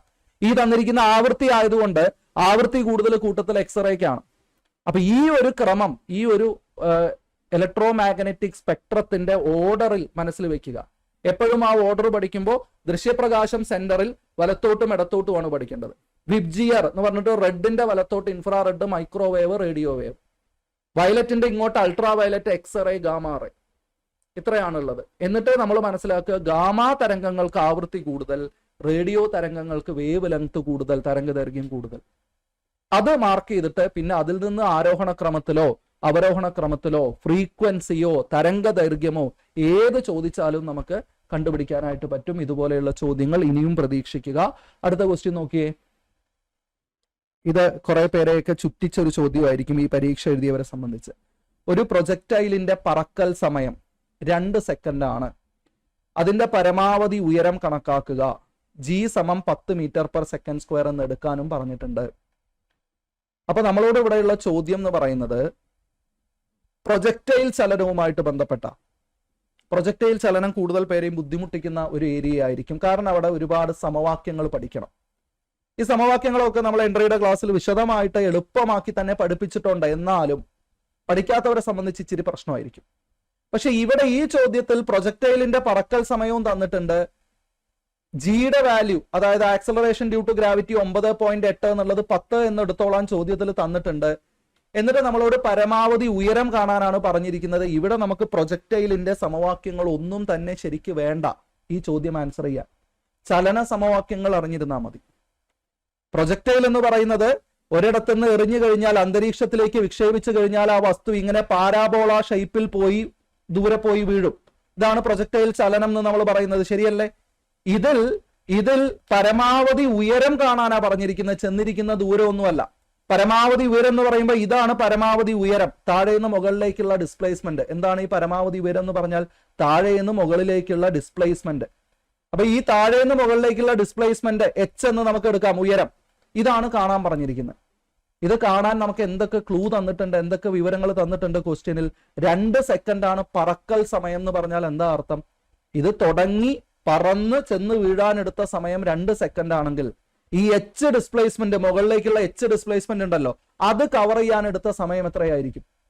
1 സെക്കൻഡ്. ശരിയല്ലേ? മുകളിലേക്ക് പൊങ്ങി ഏറ്റവും മുകളിലെത്തി താഴെ വീഴാനെടുത്ത സമയം 2 സെക്കൻഡ് ആണെങ്കിൽ മുകളിലേക്ക് പോവാനെടുത്ത സമയം എന്താ? 1 സെക്കൻഡ്. താഴേക്ക് വരാനെടുത്ത സമയം 1 സെക്കൻഡ്. Total 2 second. അപ്പൊ മുകളിലേക്ക് പൊങ്ങാനെടുത്ത സമയം 1 സെക്കൻഡ്. ഇവിടം വരെ എത്താൻ എടുത്ത സമയം 1 സെക്കൻഡ് എന്ന് മനസ്സിലാക്കുക. അപ്പൊ നമുക്ക് സമയം കിട്ടി. ഡിസ്പ്ലേസ്മെന്റ് കാണണം. വേറെ എന്തെങ്കിലും തന്നിട്ടുണ്ടോ ചോദ്യത്തില്? ആക്സലറേഷൻ തന്നിട്ടുണ്ട്. ആക്സലറേഷൻ എന്ന് പറഞ്ഞാൽ എത്രയാ? ആക്സലറേഷൻ ഇവിടെ തന്നിരിക്കുന്നത് 10 m/s². ഇവിടെ ചലനം മുകളിലോട്ടാ. പ്രത്യേകം ശ്രദ്ധിക്കണം, ചലനം മുകളിലോട്ടാ. ചലനം മുകളിലോട്ടാവുമ്പോൾ ആക്സലറേഷൻ പോസിറ്റീവ് ആണോ നെഗറ്റീവ് ആണോ? ഭൂഗുരുത്വാകർഷണം താഴോട്ടാ. അപ്പൊ ഭൂഗുരുത്വാകർഷണ ത്വരണം താഴോട്ടാണെങ്കിൽ പോസിറ്റീവാ. ആലോചിച്ച് നോക്കിയേ, ഭൂഗുരുത്വാകർഷണം താഴോട്ടാണ് അനുഭവപ്പെടുന്നത്. ഭൂമി വസ്തുക്കളെ പിടിച്ചു വലിക്കുന്നത് താഴോട്ടാ. പക്ഷെ ഇത് നമ്മൾ മുകളിലോട്ടല്ലേ എറിയുന്നത്. അപ്പൊ ത്വരണം നെഗറ്റീവ് ആയിട്ട് എടുക്കണം. ത്വരണം A = ഇവിടെ G തന്നിട്ടുണ്ട്. G = -10 m/s² എന്ന് എടുക്കണം. ഓക്കെ, അപ്പൊ G നമുക്ക് അല്ലെങ്കിൽ A നമുക്ക് കിട്ടി, ത്വരണം നമുക്ക് കിട്ടി. ഇപ്പൊ നമ്മുടെ കയ്യിൽ എന്തൊക്കെയുണ്ട്? സമയമുണ്ട്, ത്വരണമുണ്ട്, H കാണണം. ഒരളവും കൂടെ കിട്ടിയാൽ നമുക്ക് സമവാക്യം പ്രയോഗിക്കാൻ പറ്റും. ഒരളവും കൂടെ കിട്ടിയാൽ എന്തെങ്കിലും ഈ ഒരു ചലനവുമായിട്ട് ബന്ധപ്പെട്ട് വേറെ എന്തെങ്കിലും നമുക്ക് കിട്ടുമോ? താഴേന്ന് ഇത് എടുത്ത് എറിയുന്ന സമയത്ത് ഇനിഷ്യൽ വെലോസിറ്റി u നമുക്കറിയില്ല. താഴേന്ന് എടുത്തെറിയുന്നത് എത്ര വേഗതയിലാണ് നമുക്കറിയില്ല. ഇത് മുകളിലേക്ക് പോകുമ്പോൾ വേഗത കുറഞ്ഞു വന്ന് മുകളിലെത്തുമ്പോൾ ഫൈനൽ വെലോസിറ്റി v, മുകളിലെത്തുന്നത് വരെയല്ലേ നമുക്ക് പരിശോധിക്കാനുള്ളൂ. ഫൈനൽ വെലോസിറ്റി v അത് എത്രയാണെന്ന് നമുക്കറിയൂ. ഒരു കല്ല് നമ്മൾ നേരെ മുകളിലോട്ട് എറിഞ്ഞാൽ ഏറ്റവും മുകളിൽ എത്തുമ്പോൾ അതിന്റെ വെലോസിറ്റി ഇല്ലാതാവില്ലേ, പൂജ്യമാവില്ലേ, പിന്നെ അത് താഴോട്ട് വരുവല്ലേ ചെയ്യുക. അപ്പൊ ഫൈനൽ വെലോസിറ്റി 0, v 0, അത് നമുക്ക് കിട്ടി. അപ്പൊ നമുക്കിപ്പോ എന്തൊക്കെ കയ്യിലുണ്ട് ഇപ്പൊ നമുക്കിപ്പോ v സമം 0 എന്നറിയാം അല്ലെ, t സമം 1 സെക്കൻഡ് എന്നറിയാം, a സമം നമുക്ക് -10 m/s² എന്നറിയാം. നമ്മൾ കണ്ടുപിടിക്കേണ്ടത് h അഥവാ s ഡിസ്പ്ലേസ്മെന്റ് ആണ് നമ്മൾ കണ്ടുപിടിക്കേണ്ടത്. 4 അളവുകൾ, ഈ 4 പേര് വരുന്ന v t a s, ഈ 4 പേര് വരുന്ന സമവാക്യമുണ്ടോ? ഈ 4 പേര് വരുന്ന സമവാക്യം, ചലന സമവാക്യം നമ്മുടെ കയ്യിലുണ്ടോ? ഈ 4 പേര് വരുന്ന ചലന സമവാക്യം എന്ന് പറയുമ്പോൾ ചലന സമവാക്യങ്ങൾ നമ്മൾ പഠിച്ചത് ഞാനിത് ഇവിടെ എഴുതുന്നുണ്ട്. ആൻസർ ഇവിടെ 5 മീറ്റർ വരുന്നത്. അത് എങ്ങനെയാ നമുക്ക് കണ്ടുപിടിക്കാം. ചലന സമവാക്യങ്ങൾ ഏതൊക്കെയാണെന്ന് ഓർത്ത് നോക്കിയേ. ചലന സമവാക്യങ്ങൾ, ത്വരണമുള്ള ചലനത്തിന്റെ ചലന സമവാക്യങ്ങൾ 3 എണ്ണം. v സമം u plus a t, v സമം u പ്ലസ് a t. രണ്ടാമത് s സമം ut plus half a t square, ശരിയല്ലേ? മൂന്നാമത് എന്താ, v സ്ക്വയർ സമം u സ്ക്വയർ പ്ലസ് 2as. ഇതാണ് 3 സമവാക്യം. ഇതിനെക്കുറിച്ച് നമ്മൾ നമ്മുടെ സെഷൻസിൽ ഡിസ്കസ് ചെയ്യുമ്പോൾ നമ്മൾ കൃത്യമായിട്ട് പറയാറുണ്ട്, ഈ സമവാക്യങ്ങളിൽ ഏതെങ്കിലും ഒന്ന് പ്രയോഗിക്കണമെങ്കിൽ നമുക്ക് മിനിമം 3 അളവുകൾ തന്നിട്ടുണ്ടാവണം, ഒരെണ്ണം ചോദിച്ചിട്ടുണ്ടാവണം. അത് ഇവിടെ കറക്റ്റ് ആണ്. 3 എണ്ണം തന്നു, ഒരെണ്ണം ചോദിച്ചു. പിന്നെ ഒരു കണ്ടീഷൻ ഉണ്ട്, ഈ 3 സമവാക്യത്തിലും കോമൺ ആയിട്ടുള്ള 2 പേരുണ്ട്, u a. നോക്കിയേ, u ആൻഡ് a 3 സമവാക്യത്തിലും ഉണ്ട്. ഇത് രണ്ടും നമുക്ക് വേണം. ഇത് രണ്ടും നമുക്ക് ഒന്നെങ്കിൽ തന്നിട്ടുണ്ടാവണം അല്ലെങ്കിൽ ചോദിച്ചിട്ടുണ്ടാവണം. പക്ഷെ ഇവിടെ നമുക്ക് u തന്നിട്ടില്ല, ചോദിച്ചിട്ടുമില്ല. അപ്പൊ നമ്മൾ എന്ത് ചെയ്യണം? ആദ്യം u കണ്ടുപിടിക്കണം. ആദ്യം നമ്മൾ ഇവിടെ u കണ്ടുപിടിക്കണം. ശ്രദ്ധിക്കുക, ആദ്യം നമ്മൾ u കണ്ടുപിടിക്കണം. u കണ്ടുപിടിക്കാൻ നമ്മൾ എന്താ ചെയ്യുക? u കാണാൻ നമ്മുടെ കയ്യിൽ v ഉണ്ട്, t ഉണ്ട്, a ഉണ്ട്, 3 പേരുണ്ട്. ഈ 3 പേരും u കൂടെ വരുന്ന സമവാക്യം ഏതാ വരുന്നത്? v സമം u പ്ലസ് a t. ഇപ്പൊ നമ്മൾ എഴുതിയ കൂട്ടത്തിൽ ഒന്നാമത്തെ സമവാക്യം നോക്കി, v സമം u പ്ലസ് a t നമുക്ക് വാല്യൂ കൊടുത്തു കഴിഞ്ഞാൽ എന്ത് കിട്ടും നോക്കിയേ? v സമം u പ്ലസ് a t. ഇതിൽ നിന്ന് u സമം എന്താണ്? u സമം v മൈനസ് a t, ശരിയല്ലേ? v എന്താ? 0 മൈനസ് a t, a എന്ന് പറയുന്നത് -10 ആണ്. സോ -10 t എന്താണ്? t 1 ആണ്. സോ -10 10 × 1 10 എന്ന് കിട്ടും. 10 m/s ആണ് u നമുക്ക് ഇവിടെ കിട്ടി. ഇനി നമുക്ക് സ്വസ്ഥമായിട്ട് എന്ത് കണ്ടുപിടിക്കാം? ഹൈറ്റ് കണ്ടുപിടിക്കാം, അഥവാ എസ് കണ്ടുപിടിക്കാം. എസിന്റെ സമവാക്യം ഞാൻ മുകളിൽ എഴുതുന്നത് ശ്രദ്ധിക്കുക. എസ് സമം u t plus half a t square, ശരിയല്ലേ? ഈ രണ്ടാമത്തെ സമവാക്യം എസ് സമം u t plus half a t square എന്ത് കിട്ടും? യു ടി എന്ന് പറയുന്ന സമയത്ത് യു ഇപ്പൊ നമുക്ക് 10 കിട്ടി. ടി എന്ന് പറയുന്നത് നമുക്ക് എന്താണ്? ടി എന്ന് പറയുന്നത് 1 ആണ്. Plus half a t square, half into A എന്ന് പറയുന്നത് എത്രയാണ്? എ എന്ന് പറയുന്നത് -10 എടുക്കണം. ടി സ്ക്വയർ എന്ന് പറയുന്ന സമയത്ത് 1 സ്ക്വയർ, അത് 1 തന്നെ വരും. ഓക്കെ, അപ്പൊ 10 × 1 10. ഈ -10ന്റെ മൈനസ് ഇവിടെ വരും. -10/2 5 എന്ന് വരും. 10 - 5 സമം 5 എന്ന് കിട്ടും. 5 മീറ്റർ ആണ് ഉയരം. 5 മീറ്റർ തന്നെയല്ലേ നമുക്ക് ആൻസർ വരുന്നത്? നോക്കൂ, 5 മീറ്റർ. അപ്പൊ ചലന സമവാക്യം ഉപയോഗിക്കാൻ പഠിക്കലാണ്. ചലന സമവാക്യം ഉപയോഗിക്കുമ്പോൾ നമ്മൾ മിനിമം 4 അളവുകൾ ഉണ്ടെങ്കിലേ ചലന സമവാക്യം ഉപയോഗിക്കാൻ പറ്റൂ. 4 എണ്ണത്തിൽ 3 എണ്ണം തരണം, ഒരെണ്ണം ചോദിക്കണം എന്ന് മാത്രമല്ല, ആ 4 പേരെ ചേർന്ന് നമുക്കൊരു സമവാക്യം ഉണ്ടാക്കണം. പക്ഷെ അങ്ങനെ ഉണ്ടാക്കണമെങ്കിൽ ഈ 3 സമവാക്യങ്ങളിൽ ഒന്നാണ് തിരഞ്ഞെടുക്കേണ്ടത്.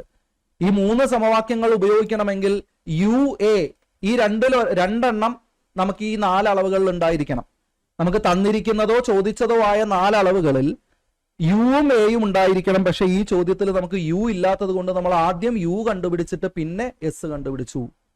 ഓക്കെ, ഇതിൽ തന്നെ വേറൊരു രീതിയിലും കൂടെ ചെയ്യാം. വേറൊരു രീതിയിൽ എന്ന് പറയുമ്പോൾ ഇതിപ്പോ നമ്മൾ താഴെ നിന്ന് മുകളിലോട്ടല്ലേ ചിന്തിച്ചേ? അതേപോലെ മുകളിൽ നിന്ന് താഴോട്ട് ചിന്തിച്ചാലും അതേ ദൂരമല്ലേ? താഴെ നിന്ന് മുകളിലേക്കുള്ള അതേ ഹൈറ്റ് അല്ലേ ഇത് തിരിച്ച് താഴോട്ട് വന്ന് വീഴാൻ? അപ്പോൾ മുകളിൽ നിന്ന് താഴേക്ക് ചിന്തിച്ചു കഴിഞ്ഞാൽ മുകളിലുള്ള വെലോസിറ്റി ആവും ഇനിഷ്യൽ വെലോസിറ്റി യു. അപ്പൊ നമുക്ക് യു അവിടെ കിട്ടും. മുകളിലെ വെലോസിറ്റി എത്രയാ? 0. കല്ല് മുകളിലെത്തി തിരിച്ചിങ്ങോട്ട് ഇറങ്ങുമ്പോൾ മുകളിലെ വെലോസിറ്റി 0 അല്ലേ? അപ്പൊ u സമം 0 എന്ന് അവിടുന്ന് കിട്ടും. u സമം 0 ഇങ്ങനെ ആലോചിച്ച് നോക്കുക. u സമം 0 ആണ് മുകളിൽ നിന്ന് താഴേക്ക് വരുന്ന സമയത്ത്. എന്നിട്ട് വേറെന്താ അറിയാം, താഴോട്ട് വരാനെടുക്കുന്ന സമയം അതിനും മാറ്റമൊന്നുമില്ല, 1 സെക്കൻഡ് ആണ്. ഇവിടെ അപ്പൊ a എടുക്കുന്ന സമയത്ത് മൈനസ് എടുക്കണ്ട, മുകളിൽ നിന്ന് താഴേക്ക് വരുമ്പോൾ സ്പീഡ് കൂടുകയാണ് ചെയ്യുക. a സമം +10 എന്ന് എടുത്താൽ മതി, 10 മീറ്റർ/സെക്കൻഡ് എന്ന് എടുത്താൽ മതി. അപ്പൊ UAT കിട്ടി. എന്ത് കണ്ടുപിടിച്ചാൽ മതി? ഇവിടെ എസ് നമ്മൾ കണ്ടുപിടിച്ചാൽ മതി. അപ്പൊ നമുക്ക് നേരിട്ട് ഇക്വേഷനിൽ പ്രയോഗിക്കാം. എന്താ? എസ് സമം UT + ½ AT² നമുക്ക് പ്രയോഗിക്കാം. ഓക്കെ, ഇതിൽ UT എന്ന് പറയുമ്പോൾ u 0 ആയതുകൊണ്ട് UT ക്യാൻസൽ ആയി പോകും. പിന്നെ ½ AT² മാത്രമേ ഉള്ളൂ. അതെന്താ? ½ × a 10 ആണ്, T² 1 ആണ്, ½ × 10 5 എന്ന് നമുക്ക് അവിടെ ആൻസർ കിട്ടും. ഏത് രീതിയിൽ നമ്മൾ ചിന്തിച്ചാലും പ്രശ്നമില്ല. താഴേന്ന് മുകളിലേക്കോ മുകളിൽ നിന്ന് താഴേക്കോ. അപ്പൊ ചലന സമവാക്യങ്ങൾ ഉപയോഗിക്കാൻ പഠിക്കുക എന്നുള്ളതാണ് നമ്മളെ എൻട്രിയുടെ ഈ ചലനം എന്ന് പറയുന്ന സിലബസിൽ. ചലനം എന്ന് പറയുന്ന ടോപ്പിക് വരുന്ന എല്ലാ സ്ഥലത്തും നമ്മൾ ഈ ചലന സമവാക്യങ്ങൾ വെച്ച് വിശദമായ സെഷൻസ് ചെയ്തിട്ടുണ്ട്. എങ്ങനെ പ്രയോഗിക്കാം ഒരു ചോദ്യം കാണുമ്പോൾ. എല്ലാത്തിലും ഓരോ ചോദ്യവും ഡിഫറെന്റ് ആണ്. ഒരു ചോദ്യം കാണുമ്പോൾ ആ ചോദ്യത്തിൽ നിന്ന് എങ്ങനെ ഏത് ചലന സമവാക്യം ഉപയോഗിച്ച് നമുക്ക് സോൾവ് ചെയ്യാം, എങ്ങനെ തെരഞ്ഞെടുക്കാം എന്നൊക്കെ വിശദമായിട്ട് നമ്മൾ ഡിസ്കസ് ചെയ്യുന്നുണ്ട്. നമ്മൾ നേരെ അടുത്ത ചോദ്യത്തിലേക്ക് വരുന്നു. ഇപ്പോ തുടങ്ങിയിട്ട് നമ്മൾ ഈ സെഷൻ ഇത്രയും സമയമായി. പ്രിയപ്പെട്ട ഉദ്യോഗാർത്ഥികൾ, ഒറ്റയടിക്ക് ഇരുന്നിട്ട് ഇത് മുഴുവൻ കേൾക്കാൻ നമ്മൾ ആവശ്യപ്പെടുന്നില്ല. നിങ്ങൾ പാർട്ടായിട്ട് ഇത് കേട്ടാലും മതി. പക്ഷേ ഈ സെഷൻസ് മുഴുവൻ നിർബന്ധമായിട്ടും കേട്ടിരിക്കണം. നിങ്ങൾ ഇനി എഴുതാൻ പോകുന്ന പരീക്ഷകൾക്ക് നമ്മൾ ഈ പറയുന്ന ക്വസ്റ്റ്യൻസിൽ നിന്നും നമ്മൾ പറയുന്ന എക്സ്പ്ലനേഷൻസിൽ നിന്നും കണക്റ്റർ ഫാക്റ്റുകളിൽ നിന്നും ഒരുപാട് ക്വസ്റ്റ്യൻസ് നിങ്ങൾക്ക് ഇതേപോലെ പ്രതീക്ഷിക്കാവുന്നതാണ്. താഴെ പറയുന്ന പ്രസ്താവനകളിൽ ഗുരുത്വാകർഷണം മൂലമുള്ള ത്വരണത്തെ സംബന്ധിച്ച് ശരിയായവ ഏതൊക്കെ എന്നാണ് ചോദ്യം. ഗുരുത്വാകർഷണത്തെ സംബന്ധിച്ച് ഒരു സ്റ്റേറ്റ്മെന്റ് ലെവൽ ക്വസ്റ്റ്യൻ ആണ്. നമ്മൾ ഇത്ര നേരം കണ്ടതിൽ നിന്ന് വ്യത്യസ്തമായിട്ട് ഒരു സ്റ്റേറ്റ്മെന്റ് ലെവൽ ക്വസ്റ്റ്യൻ. ഇപ്പൊ PSC കൂടുതലും ഇങ്ങനെയുള്ള ചോദ്യങ്ങൾ ചോദിക്കുന്നുണ്ട്. ഒരു 3 സ്റ്റേറ്റ്മെന്റ് ഗുരുത്വാകർഷണത്തെ സംബന്ധിച്ച് തന്നിട്ട് ശരിയായവ ഏതൊക്കെയെന്നാണ് ചോദ്യം. ABCD ഓപ്ഷനിൽ ശരിയായത് ഏതൊക്കെയെന്ന് പറയുന്നുണ്ട്. അതിൽ നിന്ന് നമ്മൾ തിരഞ്ഞെടുക്കണം. അപ്പൊ ഓരോന്നും നമ്മൾ വായിക്കുവാണ്. ഭൗമോപരിതലത്തിൽ നിന്ന് മുകളിലോട്ട് പോകുന്തോറും ജിയുടെ മൂല്യം കുറഞ്ഞു വരുന്നു. ഭൂമിയുടെ ഉപരിതലത്തിൽ നിന്ന് മുകളിലേക്ക് ഹൈറ്റിലേക്ക് പോകുന്ന സമയത്ത് ആക്സലറേഷൻ ഡ്യൂ ടു ഗ്രാവിറ്റി, ഭൂഗുരുത്വാകർഷണ ത്വരണം ജിയുടെ മൂല്യം കുറഞ്ഞു വരുന്നു. ശരിയാണ്, അത് ശരിയാണ്. മുകളിലേക്ക് പോകുന്തോറും ജിയുടെ മൂല്യം കുറഞ്ഞു വരും. അതിന്റെ സമവാക്യം മുകളിലേക്ക് പോകുമ്പോൾ ഉള്ള ജി കണ്ടുപിടിക്കാൻ G at A height GH സമം നേരത്തെ ഉപരിതലത്തിലുള്ള ജി ഇൻറ്റു 1 - 2h/r ആണ്. ശ്രദ്ധിച്ചേ, 2h/r ഇതാണ് സമവാക്യം. സിമ്പിൾ ആയിട്ട് കാൽക്കുലേറ്റ് ചെയ്യാനുള്ള സമവാക്യം. നമ്മൾ ഒരു ഹൈറ്റ് എച്ചിലേക്ക് പോയി കഴിഞ്ഞാൽ ആ ഹൈറ്റ് എച്ചിന്റെ സ്ഥാനത്ത് കൊടുക്കുക. r എന്ന് പറയുന്നത് ഭൂമിയുടെ റേഡിയസ് ആണ്. അത് വളരെ വലുതാണ്. 3200 കിലോമീറ്ററോളം വരും. ഭൂമിയുടെ റേഡിയസ് ആണ്. അപ്പൊ വളരെ ചെറിയ ഹൈറ്റിലേക്കൊന്നും പോയി കഴിഞ്ഞാൽ ഈ ആക്സലറേഷൻ ഡ്യൂ ടു ഗ്രാവിറ്റിയുടെ വലിയ വ്യത്യാസം വരില്ല. എന്നാലും ഈ ഇക്വേഷൻ നമ്മൾ നോക്കിക്കഴിഞ്ഞാൽ മനസ്സിലാവും, ഈ ഇക്വേഷനിൽ 1 എന്നാണ്. മൈനസ് ആണ് ഇതിനിടയിൽ വരുന്നത്. അപ്പൊ മൈനസ് ആണ് വരുന്നത് എന്നുള്ളത് കൊണ്ട് ജി കുറയുകയാണ് ചെയ്യുന്നത്. ഹൈറ്റിലേക്ക് പോകുമ്പോൾ ജി കുറഞ്ഞു വരും. രണ്ടാമത്തെ സ്റ്റേറ്റ്മെന്റ്, ഭൗമോപരിതലത്തിൽ നിന്ന് ആഴത്തിലേക്ക് പോകുന്തോറും ജിയുടെ മൂല്യം കൂടി വരുന്നു. ഭൂമി കുഴിച്ച് നമ്മൾ ആഴത്തിലേക്ക് പോകുന്തോറും ജിയുടെ മൂല്യം കൂടുന്നു. ആ സ്റ്റേറ്റ്മെന്റ് തെറ്റാണ്. രണ്ടാമത്തെ സ്റ്റേറ്റ്മെന്റ് തെറ്റാണ്. ഭൂമി കുഴിച്ച് നമ്മൾ ഒരു ആഴത്തിലേക്ക് പോകുന്നു, ഒരു ഡെപ്ത് ഡിയിലേക്ക് പോയാൽ G at A depth GD സമം ജി ഇൻറ്റു നേരത്തെയുള്ള ജി ഇൻറ്റു 1 - D/r ആണ് സമവാക്യം. ഈ രണ്ട് സമവാക്യം ഒരേപോലെയാണ് ഏകദേശം.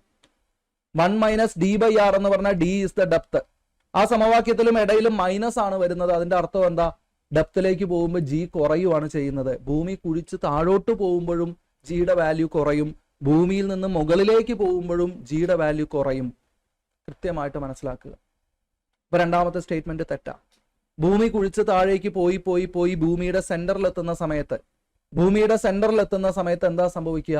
ഈ സമവാക്യം തന്നെ വെച്ച് നോക്കിക്കഴിഞ്ഞാൽ ഭൂമിയുടെ സെന്ററിൽ എത്തുമ്പോൾ D സമം R ആവും. ഭൂമിയുടെ റേഡിയസിന് തുല്യമാവും അല്ലെ? ഭൂമിയുടെ സെന്ററിൽ നമ്മൾ എത്തിക്കഴിഞ്ഞാൽ, ഇതാണ് ഭൂമിയുടെ സെന്റർ എങ്കിൽ ഇവിടേക്ക് കുഴിച്ചെത്തിക്കഴിഞ്ഞാൽ R ഡിസ്റ്റൻസ് നമ്മൾ കവർ ചെയ്യും. അപ്പൊ D സമം R ആവും. അപ്പൊ ഇക്വേഷനിൽ ഡിക്ക് പകരം R എന്ന് എഴുതിയാൽ R/R 1 ആവും. 1 - 1 0 ആവും. എന്ത് സംഭവിക്കും? G 0 ആവും. G 0 ആയിട്ട് മാറും. എപ്പോ? R distance കുഴിച്ചെത്തിക്കഴിഞ്ഞാൽ. G 0 ആവുക എന്ന് പറഞ്ഞാൽ ഭൂഗുരുത്വാകർഷണ ത്വരണം ഭൂമിയുടെ കേന്ദ്രത്തിൽ 0 ആയിരിക്കും. ഭൂമിയുടെ കേന്ദ്രത്തിൽ ഭൂഗുരുത്വാകർഷണ ത്വരണം 0 ആയിരിക്കും. പ്രധാനപ്പെട്ട സ്റ്റേറ്റ്മെന്റ്. ഭൂമിയുടെ കേന്ദ്രത്തിൽ ഗുരുത്വാകർഷണ ത്വരണം G 0 ആണെങ്കിൽ ഗുരുത്വാകർഷണ ബലം, ഒരു വസ്തുവിൽ അനുഭവപ്പെടുന്ന ഗുരുത്വാകർഷണ ബലവും 0 ആവും. M മാസുള്ള വസ്തുവിൽ അനുഭവപ്പെടുന്ന ഗുരുത്വാകർഷണ ബലം mg ആണ്. mg ഇതാണ് ആ വസ്തുവിന്റെ ഭാരം. അപ്പൊ നമ്മുടെ മാസ് m ആണെങ്കിൽ നമ്മളിൽ ഭൂമി പ്രയോഗിക്കുന്ന ഗുരുത്വാകർഷണ ബലം എന്ന് പറയുന്നത് m × g ആണ്. ആ G 0 ആയാൽ, ഭൂമിയുടെ കേന്ദ്രത്തിൽ നമ്മൾ എത്തിയാൽ G 0 ആയാൽ നമ്മുടെ ഭാരവും നമ്മുടെ ഗുരുത്വാകർഷണ ബലവും രണ്ടും ഒന്നാണ്. അത് 0 ആയി മാറും. അപ്പൊ ഭൗമകേന്ദ്രത്തിൽ ഗുരുത്വാകർഷണ ബലം 0 ആണ്, വസ്തുക്കളുടെ ഭാരം 0 ആണ്, G 0 ആണ്, ഗുരുത്വാകർഷണ ത്വരണം 0 ആണ്. മൂന്നാമത്തെ സ്റ്റേറ്റ്മെന്റ് നോക്കി. ധ്രുവപ്രദേശങ്ങളിലാണ് ജിക്ക് ഏറ്റവും ഉയർന്ന മൂല്യം. ധ്രുവപ്രദേശങ്ങളിലാണ്, ഭൂമിയുടെ ഉപരിതലത്തിൽ തന്നെ ധ്രുവപ്രദേശത്താണ് ജിക്ക് ഏറ്റവും ഉയർന്ന മൂല്യം. അത് ശരിയാണ്. അപ്പൊ സ്റ്റേറ്റ്മെന്റ് 1ഉം 3ഉം ശരിയാണ് എന്ന് പറയുന്ന ഓപ്ഷൻ ഏതാണ്? 1ഉം 3ഉം പ്രസ്താവനകൾ മാത്രം ശരിയാണ്. Option C. ഓപ്ഷൻ സി നമ്മൾ തെരഞ്ഞെടുക്കുന്നു. ഇതാണ് ശരി ഉത്തരം. ഇപ്പൊ ഭൂമിയുടെ ഉപരിതലത്തിൽ തന്നെ ധ്രുവപ്രദേശങ്ങളിൽ എന്തുകൊണ്ടാണ് ജിയുടെ മൂല്യം കൂടുന്നത്? നമ്മൾ കൃത്യമായിട്ട് പഠിക്കുന്നുണ്ട്. ഭൂമിയുടെ ഷേപ്പ് എന്ന് പറയുന്നത് ശരിക്കും ഒരു പെർഫെക്റ്റ് സ്ഫിയർ അല്ല. ഭൂമിയുടെ ഷേപ്പ് എന്ന് പറയുന്നത് മുകളിലും താഴെ ഇങ്ങനെ പ്രസ് ആയിട്ട് ഇരിക്കുന്ന പോലെയാണ്. അതായത് ഭൂമിയുടെ കേന്ദ്രത്തിൽ നിന്ന് ഭൂമധ്യരേഖാ പ്രദേശത്തേക്ക് നീളം കൂടുതലും ധ്രുവപ്രദേശത്തേക്ക് നീളം കുറവുമാണ്. മുകളിലേക്കും താഴേക്കും, നോർത്ത് പോൾ സൗത്ത് പോളിലേക്ക് നീളം കുറവാ. അപ്പൊ റേഡിയസ് കുറവാ. അതുകൊണ്ട് തന്നെ ധ്രുവപ്രദേശത്തിരിക്കുന്ന വസ്തുവിലേക്ക് ഭൂമിയുടെ കേന്ദ്രത്തിൽ നിന്ന് അകലം കുറവായതുകൊണ്ട് അകലം കുറയുമ്പോൾ ഗുരുത്വാകർഷണം കൂടും. അകലം കുറയുമ്പോൾ ഗുരുത്വാകർഷണം കൂടും. അപ്പൊ ഗുരുത്വാകർഷണ ത്വരണവും കൂടും. ജി കൂടുതലായിരിക്കും. ജി കൂടുതൽ എന്ന് പറഞ്ഞാൽ നമ്മൾ ഈ പറയുന്ന ധ്രുവപ്രദേശങ്ങളിൽ 9.83 ഒക്കെ വരും ജിയുടെ വാല്യൂ. എന്നാൽ ഭൂമധ്യരേഖാ പ്രദേശത്ത് റേഡിയസ് കൂടുതലായതുകൊണ്ട് ഇവിടെ 9.78 ഒക്കെയാണ് ഗുരുത്വാകർഷണ ത്വരണം. ഇതിന്റെ മൊത്തം ആവറേജ് ആണ് നമ്മൾ 9.8 എന്ന് പറഞ്ഞ് റൗണ്ട് ചെയ്തെടുക്കാറ് ജിയുടെ വാല്യൂ. ക്ലിയർ അല്ലേ? അപ്പൊ ഇത് സ്ഥിരം ചോദ്യമാണ്. ഗുരുത്വാകർഷണ ത്വരണത്തിന് ഭൂമിയുടെ ഉപരിതലത്തിലും അതേപോലെ ഭൂമിയിൽ നിന്ന് മുകളിലോട്ട് പോകുമ്പോഴും കുഴിച്ച് താഴോട്ട് പോകുമ്പോഴും ഒക്കെ ഉണ്ടാവുന്ന വ്യത്യാസം സ്ഥിരം ചോദ്യമാണ്. ഓക്കെ, അടുത്ത ചോദ്യം നോക്കിയ 2025 അസിസ്റ്റന്റ് സെയിൽസ്മാൻ പരീക്ഷയ്ക്ക് ചോദിച്ച ചോദ്യം. ഏതൊരു പ്രവർത്തനത്തിനും തുല്യവും വിപരീതവുമായ ഒരു പ്രതിപ്രവർത്തനം ഉണ്ടായിരിക്കും? ഉറക്കത്തിൽ ചോദിച്ചാലും ആൻസർ പറയുന്ന ചോദ്യം. ഇത് ന്യൂട്ടന്റെ എത്രാമത്തെ ചലന നിയമമാണ്? എല്ലാവർക്കും ആൻസർ അറിയാം. മൂന്നാം ചലന നിയമം അല്ലെ? മൂന്നാം ചലന നിയമം. ഏതൊരു പ്രവർത്തനത്തിനും തുല്യവും വിപരീതവുമായ ഒരു പ്രതിപ്രവർത്തനം ഉണ്ടായിരിക്കും. For every action there is an equal and opposite reaction. 1, 2, 3 ചലന നിയമങ്ങളിൽ എല്ലാവർക്കും, ഫിസിക്സ് ഇഷ്ടമുള്ളവർക്കും ഇല്ലാത്തവർക്കും ഒക്കെ ഓർമ്മയുണ്ടായിരിക്കുന്നത് ഈ ഒരു ചലന നിയമമായിരിക്കും. അപ്പൊ നമ്മള് 3ഉം പഠിക്കണമല്ലോ. മൂന്നാം ചലന നിയമം മാത്രം പോരാ, 1ഉം 2ഉം 3ഉം ഒക്കെ നമുക്ക് അറിഞ്ഞിരിക്കണം. ഒന്നാം ചലന നിയമം, ന്യൂട്ടന്റെ ഒന്നാം ചലന നിയമത്തിൽ പറയുന്നത്, ഇത് സിമ്പിൾ ആയിട്ട് മനസ്സിലാക്കാനായിട്ട്, ബലം എന്ന് പറയുന്ന കൺസെപ്റ്റുമായിട്ട് ബന്ധപ്പെട്ടാണ് 3 ചലന നിയമങ്ങൾ നിൽക്കുന്നത്. ഒരു വസ്തുവിന്മേൽ ബലം കൊടുത്തില്ലെങ്കിൽ എന്ത് സംഭവിക്കും എന്നാണ് ഒന്നാം ചലന നിയമം പറയുന്നത്. ഒരു വസ്തുവിന് ബലം കൊടുത്തില്ലെങ്കിൽ എന്ത് സംഭവിക്കും എന്നാണ് ഒന്നാം ചലന നിയമം പറയുന്നത്. ഒരു വസ്തുവിൽ നമ്മൾ ഒരു ബാഹ്യബലം, ഒരു അസന്തുലിത ബാഹ്യബലം, ബാലൻസ്ഡ് അല്ലാത്ത ഒരു എക്സ്റ്റേണൽ ഫോഴ്സ്, അസന്തുലിത ബാഹ്യബലം കൊടുത്തില്ലെങ്കിൽ, ഇതാണ് വസ്തു, ഇതിന് നമ്മളൊരു ബലം കൊടുക്കുന്നില്ല എങ്കിൽ ആ വസ്തു അനങ്ങാതിരിക്കുകയാണെങ്കിൽ അങ്ങനെ തന്നെ ഇരിക്കും. അപ്പൊ നിശ്ചലാവസ്ഥയിലാണെങ്കിൽ അങ്ങനെ തന്നെ ഇരിക്കും. അല്ല, ഒരു വേഗതയിൽ ഇങ്ങനെ ചലിച്ചുകൊണ്ടിരിക്കുകയാണെങ്കിൽ അതേ വേഗതയിൽ തന്നെ നേർരേഖയിൽ ചലിച്ചുകൊണ്ടിരിക്കും. അപ്പൊ നേർരേഖ സമചലനത്തിൽ തന്നെ തുടരും. സമചലനം എന്ന് പറഞ്ഞാൽ ഒരേ വേഗതയിലുള്ള ചലനം. അപ്പൊ ബലം കൊടുക്കുന്നില്ല എന്ന് പറഞ്ഞാൽ F = 0. F = 0 ആണെങ്കിൽ A = 0 ആവും. നമ്മൾ നേരത്തെ പറഞ്ഞു. ബലത്തിന്റെ സമവാക്യം എന്താ? F = ma. ഈ സമവാക്യം അനുസരിച്ച് F 0 ആയാൽ A 0 ആവും എന്ന് പറഞ്ഞാൽ ഒരു വസ്തുവിന് ബലം കൊടുത്തില്ലെങ്കിൽ അത് നിശ്ചലാവസ്ഥയിലോ നേർരേഖ സമചലനത്തിലോ തുടരും എന്ന് പറയുന്നത് ന്യൂട്ടന്റെ ഒന്നാം നിയമം. എന്താ ന്യൂട്ടന്റെ രണ്ടാം നിയമം? ന്യൂട്ടന്റെ രണ്ടാം നിയമം എന്ന് പറഞ്ഞാൽ ഇപ്പൊ നമ്മൾ ഈ പറഞ്ഞ സമവാക്യമാണ്. F = ma. ന്യൂട്ടന്റെ രണ്ടാം നിയമത്തിൽ നിന്നാണ് ബലത്തിന്റെ സമവാക്യം ഉണ്ടാവുന്നത്. F = ma. ഇതിനെ ഒന്ന് മാറ്റി എഴുതാം. എങ്ങനെയാണെന്നറിയോ? F = ma എന്ന് പറഞ്ഞാൽ M × A. A എന്ന് പറഞ്ഞാൽ എന്താ? V - U/T ആണ്. എയുടെ സമവാക്യം നമ്മൾ പഠിച്ചു, നേരത്തെ ഒരു ക്വസ്റ്റ്യനിലും നമ്മൾ കണ്ടു. V minus U by T ആണ് എ. ഈ എം അപ്പോൾ ബ്രാക്കറ്റിനകത്തേക്ക് മൾട്ടിപ്ലൈ ചെയ്ത് കഴിഞ്ഞാൽ M V minus M U by T എന്ന് എഴുതാം. ശരിയല്ലേ? M V minus M U. എന്താണ് M V? Mass into velocity. P ആണത്. എം വി എന്ന് പറഞ്ഞാൽ ആക്കം, മാസ് ഇൻറ്റു വെലോസിറ്റി എന്ന് പറഞ്ഞാൽ ആക്കമാണ്. M V minus M U എന്താ? രണ്ടും ആക്കമാണ്. വി എന്ന് പറഞ്ഞാൽ അന്ത്യപ്രവേഗം, യു എന്ന് പറഞ്ഞാൽ ആദ്യപ്രവേഗം. അപ്പൊ m V minus M u എന്ന് പറഞ്ഞു കഴിഞ്ഞാൽ എന്താണ്? ആക്ക വ്യത്യാസം, ആക്കത്തിലുള്ള വ്യത്യാസം. P2 മൈനസ് P1, ഇതാണ് m V minus M u, ആക്ക വ്യത്യാസം. ആക്ക വ്യത്യാസം ബൈ ടി എന്ന് പറഞ്ഞാൽ എന്താ? ആക്ക വ്യത്യാസത്തിന്റെ നിരക്ക്. ഒന്ന് ശ്രദ്ധിച്ചാൽ മതി. അപ്പൊ എന്ത് എഴുതാം നമുക്ക് ഇവിടെ? എഫ് സമം എന്താണ്? എഫ് സമം ആക്ക വ്യത്യാസത്തിന്റെ നിരക്ക്. എന്താണ് അത് സംഗതി? P2 minus P1 by t. ഇതാണ് എം എ എന്ന് പറയുന്ന സമവാക്യം. ഇതാണ് രണ്ടാം നിയമം. രണ്ടാം നിയമത്തിൽ പറയുന്നത് ഒരു വസ്തുവിന്മേൽ പ്രയോഗിക്കുന്ന അസന്തുലിത ബാഹ്യബലം എഫ് ആ വസ്തുവിനുണ്ടാവുന്ന ആക്ക വ്യത്യാസത്തിന്റെ നിരക്കിന് നേർ അനുപാതത്തിലായിരിക്കും. എന്താ ആക്ക വ്യത്യാസത്തിന്റെ നിരക്ക്? M A. അതാണ് P2 minus P1 by T. ഇപ്പൊ രണ്ട് കാര്യങ്ങൾ നേരനുപാതത്തിലാന്നാ പറയുന്നത്. ഒന്ന്, ആ വസ്തുവിന് കൊടുക്കുന്ന ബലം, അസന്തുലിത ബാഹ്യബലം എന്തിന് നേരനുപാതത്തിലാണ്? ആക്ക വ്യത്യാസത്തിന്റെ നിരക്കിന് നേരനുപാതത്തിലായിരിക്കും എന്ന് പറയുന്നതാണ് രണ്ടാം ചലന നിയമം. ഈ രണ്ടാം ചലന നിയമമായിരിക്കും മിക്കവാറും ആളുകൾക്ക് മനസ്സിൽ കിട്ടാത്തത്, മനസ്സിൽ ഓർമ്മ കിട്ടാത്തത്. അപ്പൊ അതിനാണ് പറയുന്നത്, രണ്ട് വാക്കുകൾ ഓർത്താൽ മതി. രണ്ടു പേര് അനുപാതത്തിലാണെന്നാ പറയുന്നത്. ഒന്ന് ബലം, ആ ബലത്തിന്റെ മുഴുവൻ പേര് അസന്തുലിത ബാഹ്യബലം, എക്സ്റ്റേണൽ അൺബാലൻസ്ഡ് ഫോഴ്സ്. ആർക്ക് നേർ അനുപാതത്തിലാണ്? ആക്ക വ്യത്യാസത്തിന്റെ നിരക്ക്. അതെന്താ? P2 minus P1 by T. P2 minus P1 എന്ന് പറഞ്ഞാൽ ആക്ക വ്യത്യാസം. സമയം കൊണ്ട് ഹരിച്ചാൽ, നമ്മൾ നേരത്തെ പറഞ്ഞ ഓർമ്മയില്ലേ, സമയം കൊണ്ട് ഹരിക്കുക എന്ന് പറഞ്ഞാൽ നിരക്ക് കാണുക. ആക്ക വ്യത്യാസത്തിന്റെ നിരക്കിന് നേർ അനുപാതത്തിലായിരിക്കും എന്ന് പറയുന്നതാണ് രണ്ടാം ചലന നിയമം. ഇതാണ് പിന്നെ എന്തായിട്ട് മാറുന്നത്? F proportional to M A എന്നായിട്ട് മാറുന്നത്. പിന്നെ ആ പ്രപ്പോർഷണൽ സൈൻ മാറ്റിയിട്ട് നമ്മൾ എന്താക്കും? എഫ് സമം എം എ എന്നാക്കിയിട്ട് മാറ്റും. എഫ് സമം എം എ എന്നാക്കിയിട്ട് മാറ്റും.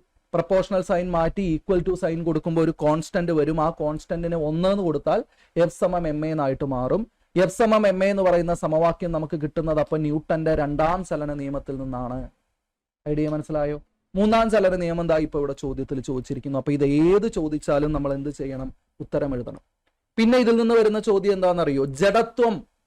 ജഡത്വം എന്താണെന്ന് പറയുന്നത് ഏത് നിയമത്തിലാണ്? ഒന്നാം ചലന നിയമം. എന്തുകൊണ്ടാ? ഇപ്പൊ നമ്മൾ ഒന്നാം ചലന നിയമം പറഞ്ഞത് ഓർമ്മയുണ്ടോ? ഒരു ബലം കൊടുത്തില്ലെങ്കിൽ ആ വസ്തു നിശ്ചലാവസ്ഥയിലിരിക്കും, അല്ലെങ്കിൽ നേർരേഖാ സമചലനത്തിൽ തുടരും. ഒരു വസ്തു നിശ്ചലാവസ്ഥയിൽ ഇരിക്കുന്നതിനോ നേർരേഖാ സമചലനത്തിൽ തുടരുന്നതിനോ ഉള്ള പ്രവണത കാണിക്കുന്നതിനാണ് ജഡത്വം എന്ന് പറയുന്നത്. അനങ്ങാതിരുന്ന അവിടെ തന്നെ ഇരിക്കും. ചലിച്ചുകൊണ്ടേ ഇരിക്കുകയാണ് നേർരേഖയിലെങ്കിൽ അതേപോലെ ചലിച്ചുകൊണ്ടിരിക്കും ബലം കിട്ടുന്നത് വരെ, പുറത്തു നിന്നൊരു ബലം കിട്ടുന്നത് വരെ. അപ്പൊ അതേ അവസ്ഥയിൽ തന്നെ തുടരാനുള്ള വസ്തുവിന്റെ പ്രവണതയ്ക്ക് പറയുന്ന പേരാണ് ജഡത്വം, ഇനേഷ്യ. ഇനേഷ്യയെ കുറിച്ച് പറയുന്നത് അപ്പൊ ഒന്നാം ചലന നിയമമാണ്. പ്രവർത്തനത്തെയും പ്രതിപ്രവർത്തനത്തെയും കുറിച്ച് പറയുന്നത് മൂന്നാം ചലന നിയമമാണ്. ഇപ്പൊ നമ്മൾ പറഞ്ഞത് പ്രവർത്തനവും പ്രതിപ്രവർത്തനവും. ഏതൊരു ബലത്തിനും തുല്യവും വിപരീതവുമായ ഒരു ബലം ഉണ്ടാവും എന്ന് പറയുന്നത് മൂന്നാം ചലന നിയമമാണ്. ഇതൊക്കെയാണ് ഇവിടുന്ന് വരാവുന്ന ചില ചോദ്യങ്ങൾ. അടുത്ത ക്വസ്റ്റ്യൻ നോക്കാം നമുക്ക്. ദേ വീണ്ടും വൈദ്യുതകാന്തിക തരംഗങ്ങൾ വരുന്നു. ഓൾറെഡി നമ്മൾ വിശദമായിട്ട് പറഞ്ഞു കഴിഞ്ഞു. അപ്പൊ നമുക്ക് ആൻസർ മാത്രം നോക്കിയാൽ മതി. വൈദ്യുതകാന്തിക തരംഗങ്ങളിൽ ആവൃത്തി ഏറ്റവും കൂടിയ തരംഗം ഏത്? പെട്ടെന്ന് പറഞ്ഞൂടെ? ഇപ്പൊ നമ്മൾ ഓൾറെഡി ഡിസ്കസ് ചെയ്ത ഒരു ചോദ്യമല്ലേ. വൈദ്യുതകാന്തിക തരംഗങ്ങളിൽ ആവൃത്തി ഏറ്റവും കൂടിയതാർക്ക? ഗാമാ കിരണത്തിനാണ്. ഒരറ്റത്ത് വരുന്ന ഗാമാ കിരണം അല്ലെ. നമ്മുടെ ദൃശ്യപ്രകാശത്തിൽ വിബ്ജിയർ എന്ന് പറഞ്ഞ ദൃശ്യപ്രകാശത്തിൽ ആവൃത്തി ഏറ്റവും കൂടുതൽ ആർക്ക? വയലറ്റിനാ. വയലറ്റ് കഴിഞ്ഞിട്ട് നമ്മൾ ഇലക്ട്രോ മാഗ്നറ്റിക് വേവ്സിൽ അടുത്ത ആള് വരുന്നത് അൾട്രാ വയലറ്റാ. അൾട്രാ വയലറ്റിന് ആവൃത്തി വീണ്ടും കൂടും. ഈ അൾട്രാ വയലറ്റ് തരംഗങ്ങൾ നമ്മുടെ ശരീരം തുളച്ചു കയറും, ആവൃത്തി കൂടുതലായതുകൊണ്ടാണ്. ആവൃത്തി കൂടുക എന്ന് പറഞ്ഞാൽ ചെറിയ ചെറിയ ചെറിയ തരംഗങ്ങളാവും. അത് തുളച്ചു കയറും നമ്മുടെ ശരീരം, നമ്മുടെ സ്കിന്നിനെ തുളച്ചു കയറും അൾട്രാ വയലറ്റ് തരംഗങ്ങൾ. അതിനേക്കാൾ ആവൃത്തി കൂടിയ എക്സ്റേ നമ്മുടെ മാംസഭാഗങ്ങളെ കൂടി തുളച്ചു കയറും. അതാണ് നമുക്ക് നമ്മുടെ അസ്ഥികൂടത്തിന്റെ ഫോട്ടോ എടുക്കാൻ പറ്റുന്നത്. എക്സ്റേ ഉപയോഗിച്ചിട്ട് അസ്ഥികൂടത്തിന്റെ ഫോട്ടോ എടുക്കാൻ കാരണം എന്താ? അത് വെച്ച് ഫോട്ടോ എടുക്കുന്ന സമയത്ത് ആ തരംഗങ്ങൾ ചെന്ന് നമ്മുടെ ശരീരത്തിലെ സ്കിന്നും മാംസഭാഗങ്ങളും തുളച്ച് അസ്ഥിയിൽ തട്ടി തിരിച്ചു വരും എക്സ്റേ. എന്നാൽ ഗാമാ കിരണങ്ങൾ ആവൃത്തി വളരെ കൂടുതലാണ്, നന്നായിട്ട് തുളച്ചു കയറും.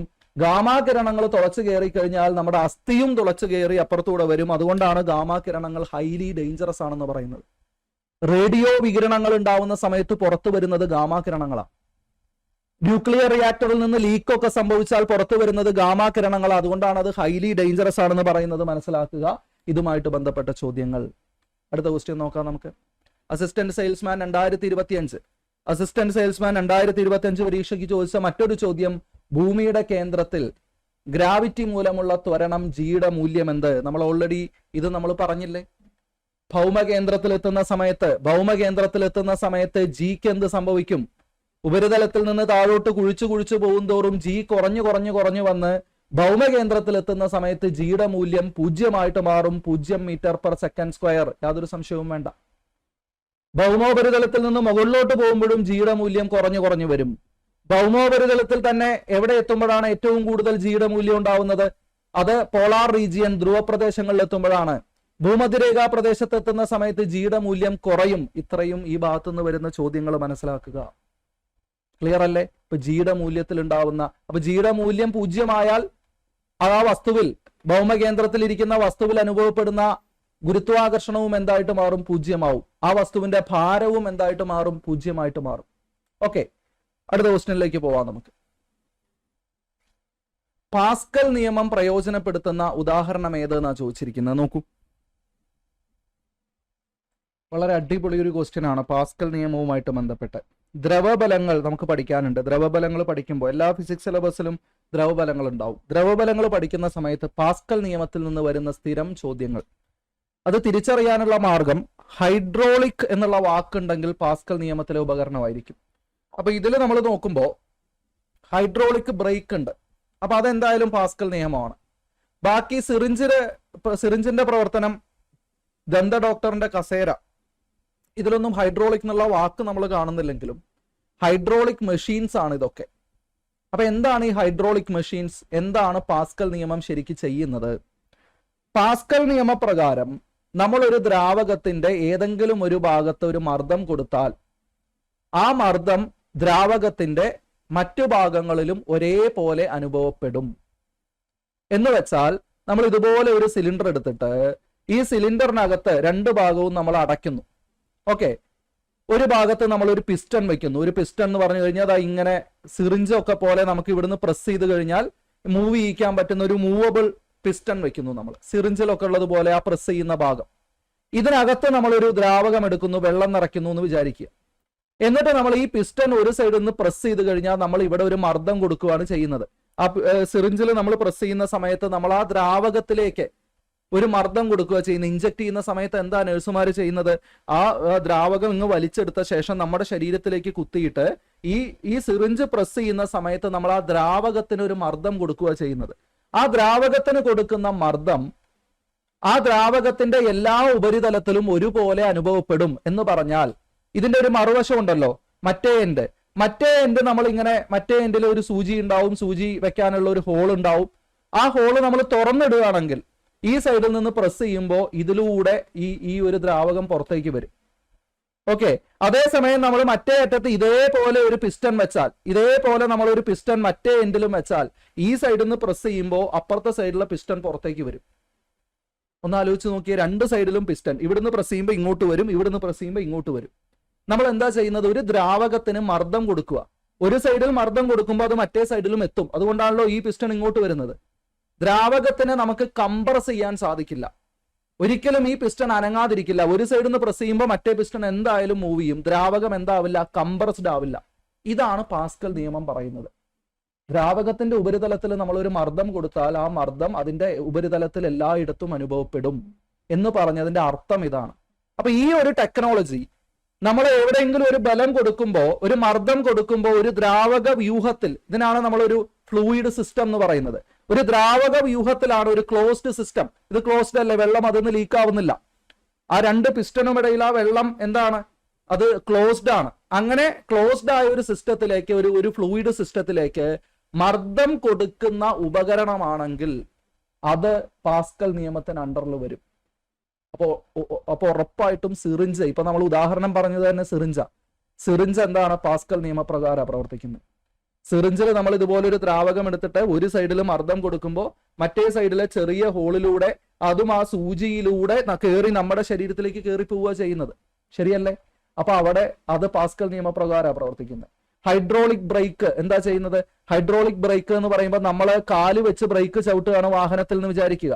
കാല് വെച്ച് ചവിട്ടുന്ന ഈ ഒരു പെഡൽ, ഇവിടെ നമ്മൾ കാല് വെച്ചിട്ട് നമ്മൾ ഇതിനെ ചവിട്ടുന്ന സമയത്ത് ഇതിൽ നിന്ന് ഇങ്ങനെ ഒരു ട്യൂബ്, ആ ട്യൂബ് ഇങ്ങനെ കണക്റ്റഡ് ആയിട്ട് വാഹനങ്ങളുടെ ബ്രേക്കിലേക്ക് പോവുക, ടയറിന്റെ ബ്രേക്കിംഗ് സിസ്റ്റത്തിലേക്ക് പോവുക. ഈ ഒരു ട്യൂബ് ഉണ്ടല്ലോ, ഈ ട്യൂബിനകത്ത് ഒരു ലിക്വിഡ് ഉണ്ടാവും, ബ്രേക്കിംഗ് ലിക്വിഡ് ഉണ്ടാവും, ബ്രേക്കിന്റെ ലിക്വിഡ്, ഹൈഡ്രോളിക് ലിക്വിഡ് ഉണ്ടാവും. അപ്പൊ എന്താ സംഭവിക്കുന്നത്? നമ്മളിവിടെ മുകളിൽ കൊടുക്കുന്ന ഈ ഒരു മർദ്ദം ഈ ലിക്വിഡിലൂടെ സഞ്ചരിച്ചിട്ട് താഴെ ബ്രേക്കിലേക്ക് എത്തുമ്പോഴാണ് അത് സ്റ്റോപ്പ് ആവുന്നത്. അപ്പൊ അവിടെ ഹൈഡ്രോളിക് സിസ്റ്റം ഉണ്ട്. ഹൈഡ്രോളിക് ബ്രേക്കുകളിൽ ഹൈഡ്രോളിക് സിസ്റ്റം ഉണ്ട്. ദന്ത ഡോക്ടറിന്റെ കസേര എന്ന് പറയാനുള്ള കാരണം എന്താ? അതിന്റെ പ്രത്യേകത എന്താ? അത് അഡ്ജസ്റ്റബിൾ, ഹൈറ്റ് അഡ്ജസ്റ്റബിൾ ആണ്. ചെരിക്കാം, നിവർത്താം, മുകളിലോട്ട് പൊക്കാം, താഴ്ത്താം, ഇതൊക്കെ ചെയ്യാം. ഇതൊക്കെ നടക്കുന്നത് ഹൈഡ്രോളിക് സിസ്റ്റം ഉള്ളത് കൊണ്ടാണ്. കാരണം ഒരു നല്ല ഭാരമുള്ള ഒരാൾ അതിന്റെ മുകളിൽ ഇരിക്കുമ്പോഴും ദന്ത ഡോക്ടർ ചെറിയൊരു പെഡൽ വെച്ചിട്ട് ഇങ്ങനെ മൂവ് ചെയ്യുമ്പോൾ മുകളിലോട്ട് പൊങ്ങുന്നു. അപ്പൊ ഞാനിരിക്കുന്ന കസേര അങ്ങനത്തെ ഹൈറ്റ് അഡ്ജസ്റ്റ് ചെയ്യാൻ പറ്റും. അങ്ങനെ ഹൈറ്റ് അഡ്ജസ്റ്റ് ചെയ്യാൻ നമുക്ക് പറ്റുന്നത്, മുകളിലേക്ക് മൂവ് ചെയ്ത് ഹൈറ്റ് അഡ്ജസ്റ്റ് ചെയ്യാൻ നമുക്ക് പറ്റുന്നത്, നമ്മൾ ഈ ഹൈറ്റ് ഇങ്ങനെ അഡ്ജസ്റ്റ് ചെയ്യുന്ന ആ ബലം കൊടുക്കുന്ന ഭാഗം ഉണ്ടല്ലോ, ആ ലിവർ പിടിച്ച് നമ്മൾ ഇങ്ങനെ മൂവ് ചെയ്യുന്ന ഭാഗം ഉണ്ടല്ലോ, ആ ബലം കൊടുക്കുന്ന ഭാഗത്തിനും ഇത് പൊങ്ങുന്ന ഭാഗത്തിനും ഇടയ്ക്ക് ഇതുപോലെ ഒരു ക്ലോസ്ഡ് ഫ്ലൂയിഡ് ഉണ്ട്. അപ്പൊ അത്തരത്തിലുള്ള കസേരകളാവട്ടെ, അതുപോലെ നമുക്ക് അഡ്ജസ്റ്റ് ചെയ്യാൻ പറ്റുന്ന, നമുക്ക് ചെറിയൊരു ബലം കൊടുത്തിട്ട് മറ്റേ അറ്റത്ത് അതിന്റെ മൂവ്മെന്റ് ഉണ്ടാക്കാൻ പറ്റുന്ന ഉള്ള സിസ്റ്റംസ്, ഹൈഡ്രോളിക് സിസ്റ്റംസ് എല്ലാം പാസ്കൽ നിയമപ്രകാരം പ്രവർത്തിക്കുന്നതാണ്.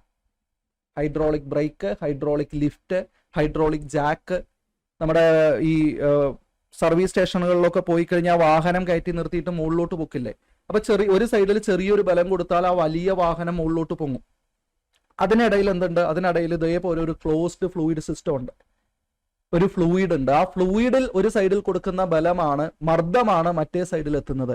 അങ്ങനെയാണ് അത് വർക്ക് ചെയ്യുന്നത്. അത്തരത്തിലുള്ള സിസ്റ്റം എല്ലാം പാസ്കൽ നിയമപ്രകാരമാണ് പ്രവർത്തിക്കുന്നത് എന്ന് കൃത്യമായിട്ട് മനസ്സിലാക്കുക. വലിയ വലിയ ക്രെയിനുകൾ അല്ലെ, നമ്മൾ മണ്ണുമാന്തി യന്ത്രം എന്ന് പറയുന്ന JCB എന്ന് പറയുന്ന കമ്പനിയുടെ പേരാ. അപ്പൊ മണ്ണുമാന്തി യന്ത്രം, അതിലൊക്കെ എങ്ങനെയാ പ്രവർത്തിക്കുന്നത്? ഈ മണ്ണുമാന്തി യന്ത്രത്തിൽ ശ്രദ്ധിച്ചിട്ടുണ്ടോ? അതിന്റെ ക്യാബിനകത്തിരിക്കുന്ന ആ ഒരു മനുഷ്യൻ ചെറിയ ലിവറുകൾ ഇങ്ങനെ മൂവ് ചെയ്യുമ്പോഴാണ് ആ വലിയ യന്ത്രക്കൈ വന്നിട്ട് പ്രവർത്തിക്കുന്നത്. അപ്പൊ ആ ചെറിയ ലിവറുകൾ മൂവ് ചെയ്യുമ്പോൾ ഒരു സൈഡിൽ കൊടുക്കുന്ന ചെറിയ ബലം ഈ യന്ത്രക്കൈയിലേക്ക് എത്തുന്ന സമയത്ത് വലിയ ബലമായിട്ട് മാറുന്നത് ഇതിനിടയിൽ ഒരു ലിക്വിഡ് സിസ്റ്റം ഉള്ളത് കൊണ്ടാണ്. ഇദ്ദേഹം ലിവർ പിടിച്ച് മൂവ് ചെയ്യുന്ന ആ ലിവറിൽ നിന്ന് ആ യന്ത്രക്കൈയിന് ഇടയിൽ എന്തുണ്ട്? ഒരു ഹൈഡ്രോളിക് സിസ്റ്റം ഉണ്ട്, ഒരു ലിക്വിഡ് സിസ്റ്റം, ഒരു ക്ലോസ്ഡ് ലിക്വിഡ് സിസ്റ്റം ഉള്ളത് കൊണ്ടാണ് ഇവിടെ കൊടുക്കുന്ന മർദ്ദം അവിടെ എത്തുന്നത്. ഐഡിയ മനസ്സിലായോ? ഇത്തരത്തിൽ ഹൈഡ്രോളിക്സ് വരുന്ന മെഷീൻസ് എല്ലാം പാസ്കൽ നിയമപ്രകാരമാണ് പ്രവർത്തിക്കുന്നത്.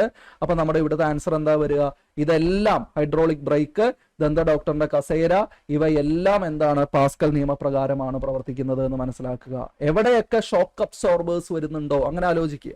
ഷോക്ക് അബ്സോർബർ എന്ന് പറയുമ്പോൾ നമ്മുടെ വണ്ടികളിലുള്ളത് പോലെയുള്ള ആ ഒരു സ്പ്രിങ് മാത്രമല്ല, അതല്ലാതെ അതിനിടയ്ക്ക് ഈ മർദ്ദം താങ്ങാൻ പറ്റുന്ന ഒരു ഹൈഡ്രോളിക് സിസ്റ്റം കൂടെ വരും. അവിടെയൊക്കെ എന്തുണ്ട്? ഈ പറയുന്ന ഹൈഡ്രോളിക് സിസ്റ്റം വരുന്നുണ്ട്. Okay, so hydraulic system Pascal നിയമപ്രകാരമാണ് പ്രവർത്തിക്കുന്നത്.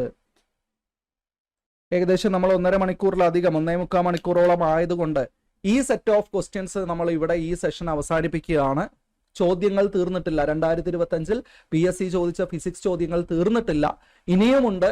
ഇതിന്റെ പാർട്ട് 2 വരും. പാർട്ട് 2 വേണമോ എന്ന് നിങ്ങൾ താഴെ കമന്റ് ചെയ്യുക. നമ്മളിപ്പോൾ ക്വസ്റ്റ്യൻ ഡിസ്കസ് ചെയ്യുന്നത് ഓരോ ക്വസ്റ്റ്യനും അതിന്റെ ആൻസർ പറഞ്ഞു പോവുകയല്ല, ആൻസർ പറഞ്ഞു പോകുന്ന രീതി നിങ്ങൾക്ക് പലയിടത്തായിട്ട് ലഭിക്കും. അതായത് ഇത് നമ്മൾ ഈ പരീക്ഷകൾ കഴിഞ്ഞപ്പോൾ തന്നെ നമ്മൾ ഇതിന്റെ ആൻസേഴ്സ് ഒക്കെ വന്ന് ലൈവായിട്ട് പറഞ്ഞു പോയിട്ടുണ്ട്. ഇപ്പൊ നമ്മൾ ഡീറ്റെയിൽഡ് ആയിട്ടുള്ള എക്സ്പ്ലനേഷനും കണക്റ്റഡ് ഫാക്റ്റുകളും വെച്ചാണ് ഈ ക്വസ്റ്റ്യൻസ് ഡിസ്കസ് ചെയ്യുന്നത്. പ്രിയപ്പെട്ട ഉദ്യോഗാർത്ഥികൾ, ഈ സെഷൻ മുഴുവൻ കേട്ടിരുന്ന പ്രിയപ്പെട്ട ഉദ്യോഗാർത്ഥികൾ, ഈ ഒരു ഡിസ്കഷൻ രീതി കൊണ്ട് നിങ്ങൾക്ക് ഗുണമുണ്ടായോ എന്ന് താഴെ കമന്റ് ചെയ്യുക. അപ്പൊ ഇതിന്റെ ബാക്കി ക്വസ്റ്റ്യൻസ്, ഇപ്പൊ നമ്മൾ ഏകദേശം 20 ക്വസ്റ്റ്യൻ 22 ക്വസ്റ്റ്യനോളമാണ് ഇതിനകത്ത് ഡിസ്കസ് ചെയ്തത് ഇത്രയും സമയത്തിൽ. പക്ഷേ നമ്മൾ ഫിസിക്സിലെ ഒരുവിധം ടോപ്പിക്കുകൾ എല്ലാം ടച്ച് ചെയ്ത് അവിടെയുള്ള ഡീറ്റെയിൽഡ് ആയിട്ടുള്ള കണക്റ്റഡ് ഫാക്ട്സും കാര്യങ്ങളും നമ്മൾ പറഞ്ഞിട്ടുണ്ട്. ഓരോ ചോദ്യവും അതിന്റെ അനുബന്ധമായിട്ട് ചോദിക്കാൻ സാധ്യതയുള്ള മറ്റു ചോദ്യങ്ങളും ഒക്കെ നമ്മൾ പറഞ്ഞിട്ടുണ്ട്. അപ്പോൾ ഇത് നിങ്ങൾക്ക് ഉപകാരപ്പെടുന്നതാണോ എങ്കിൽ താഴെ കമന്റ് ചെയ്യുക. നിങ്ങൾക്ക് കൂടുതൽ കാര്യങ്ങൾ മനസ്സിലാക്കാൻ പറ്റിയെങ്കിൽ അത് താഴെ കമന്റ് ചെയ്യുക. അങ്ങനെയാണെങ്കിൽ ഇതിന്റെ പാർട്ട് 2, ഇതിന്റെ ബാക്കി ക്വസ്റ്റ്യൻസുമായിട്ട് നമ്മൾ ഇതുപോലെ ഒരു സെഷൻ വേണമോ എന്നുള്ളത് നിങ്ങളുടെ താല്പര്യം അനുസരിച്ചിരിക്കും. അപ്പൊ നിങ്ങൾക്ക് അത് വേണമെങ്കിൽ താഴെ കമന്റ് ചെയ്യുക. അടുത്ത സെഷനുമായിട്ട് അങ്ങനെയാണെങ്കിൽ നമ്മൾ വീണ്ടും വരും. This is Santhosh Sethu Madhavan signing off this time on behalf of Entri. Thank you very much.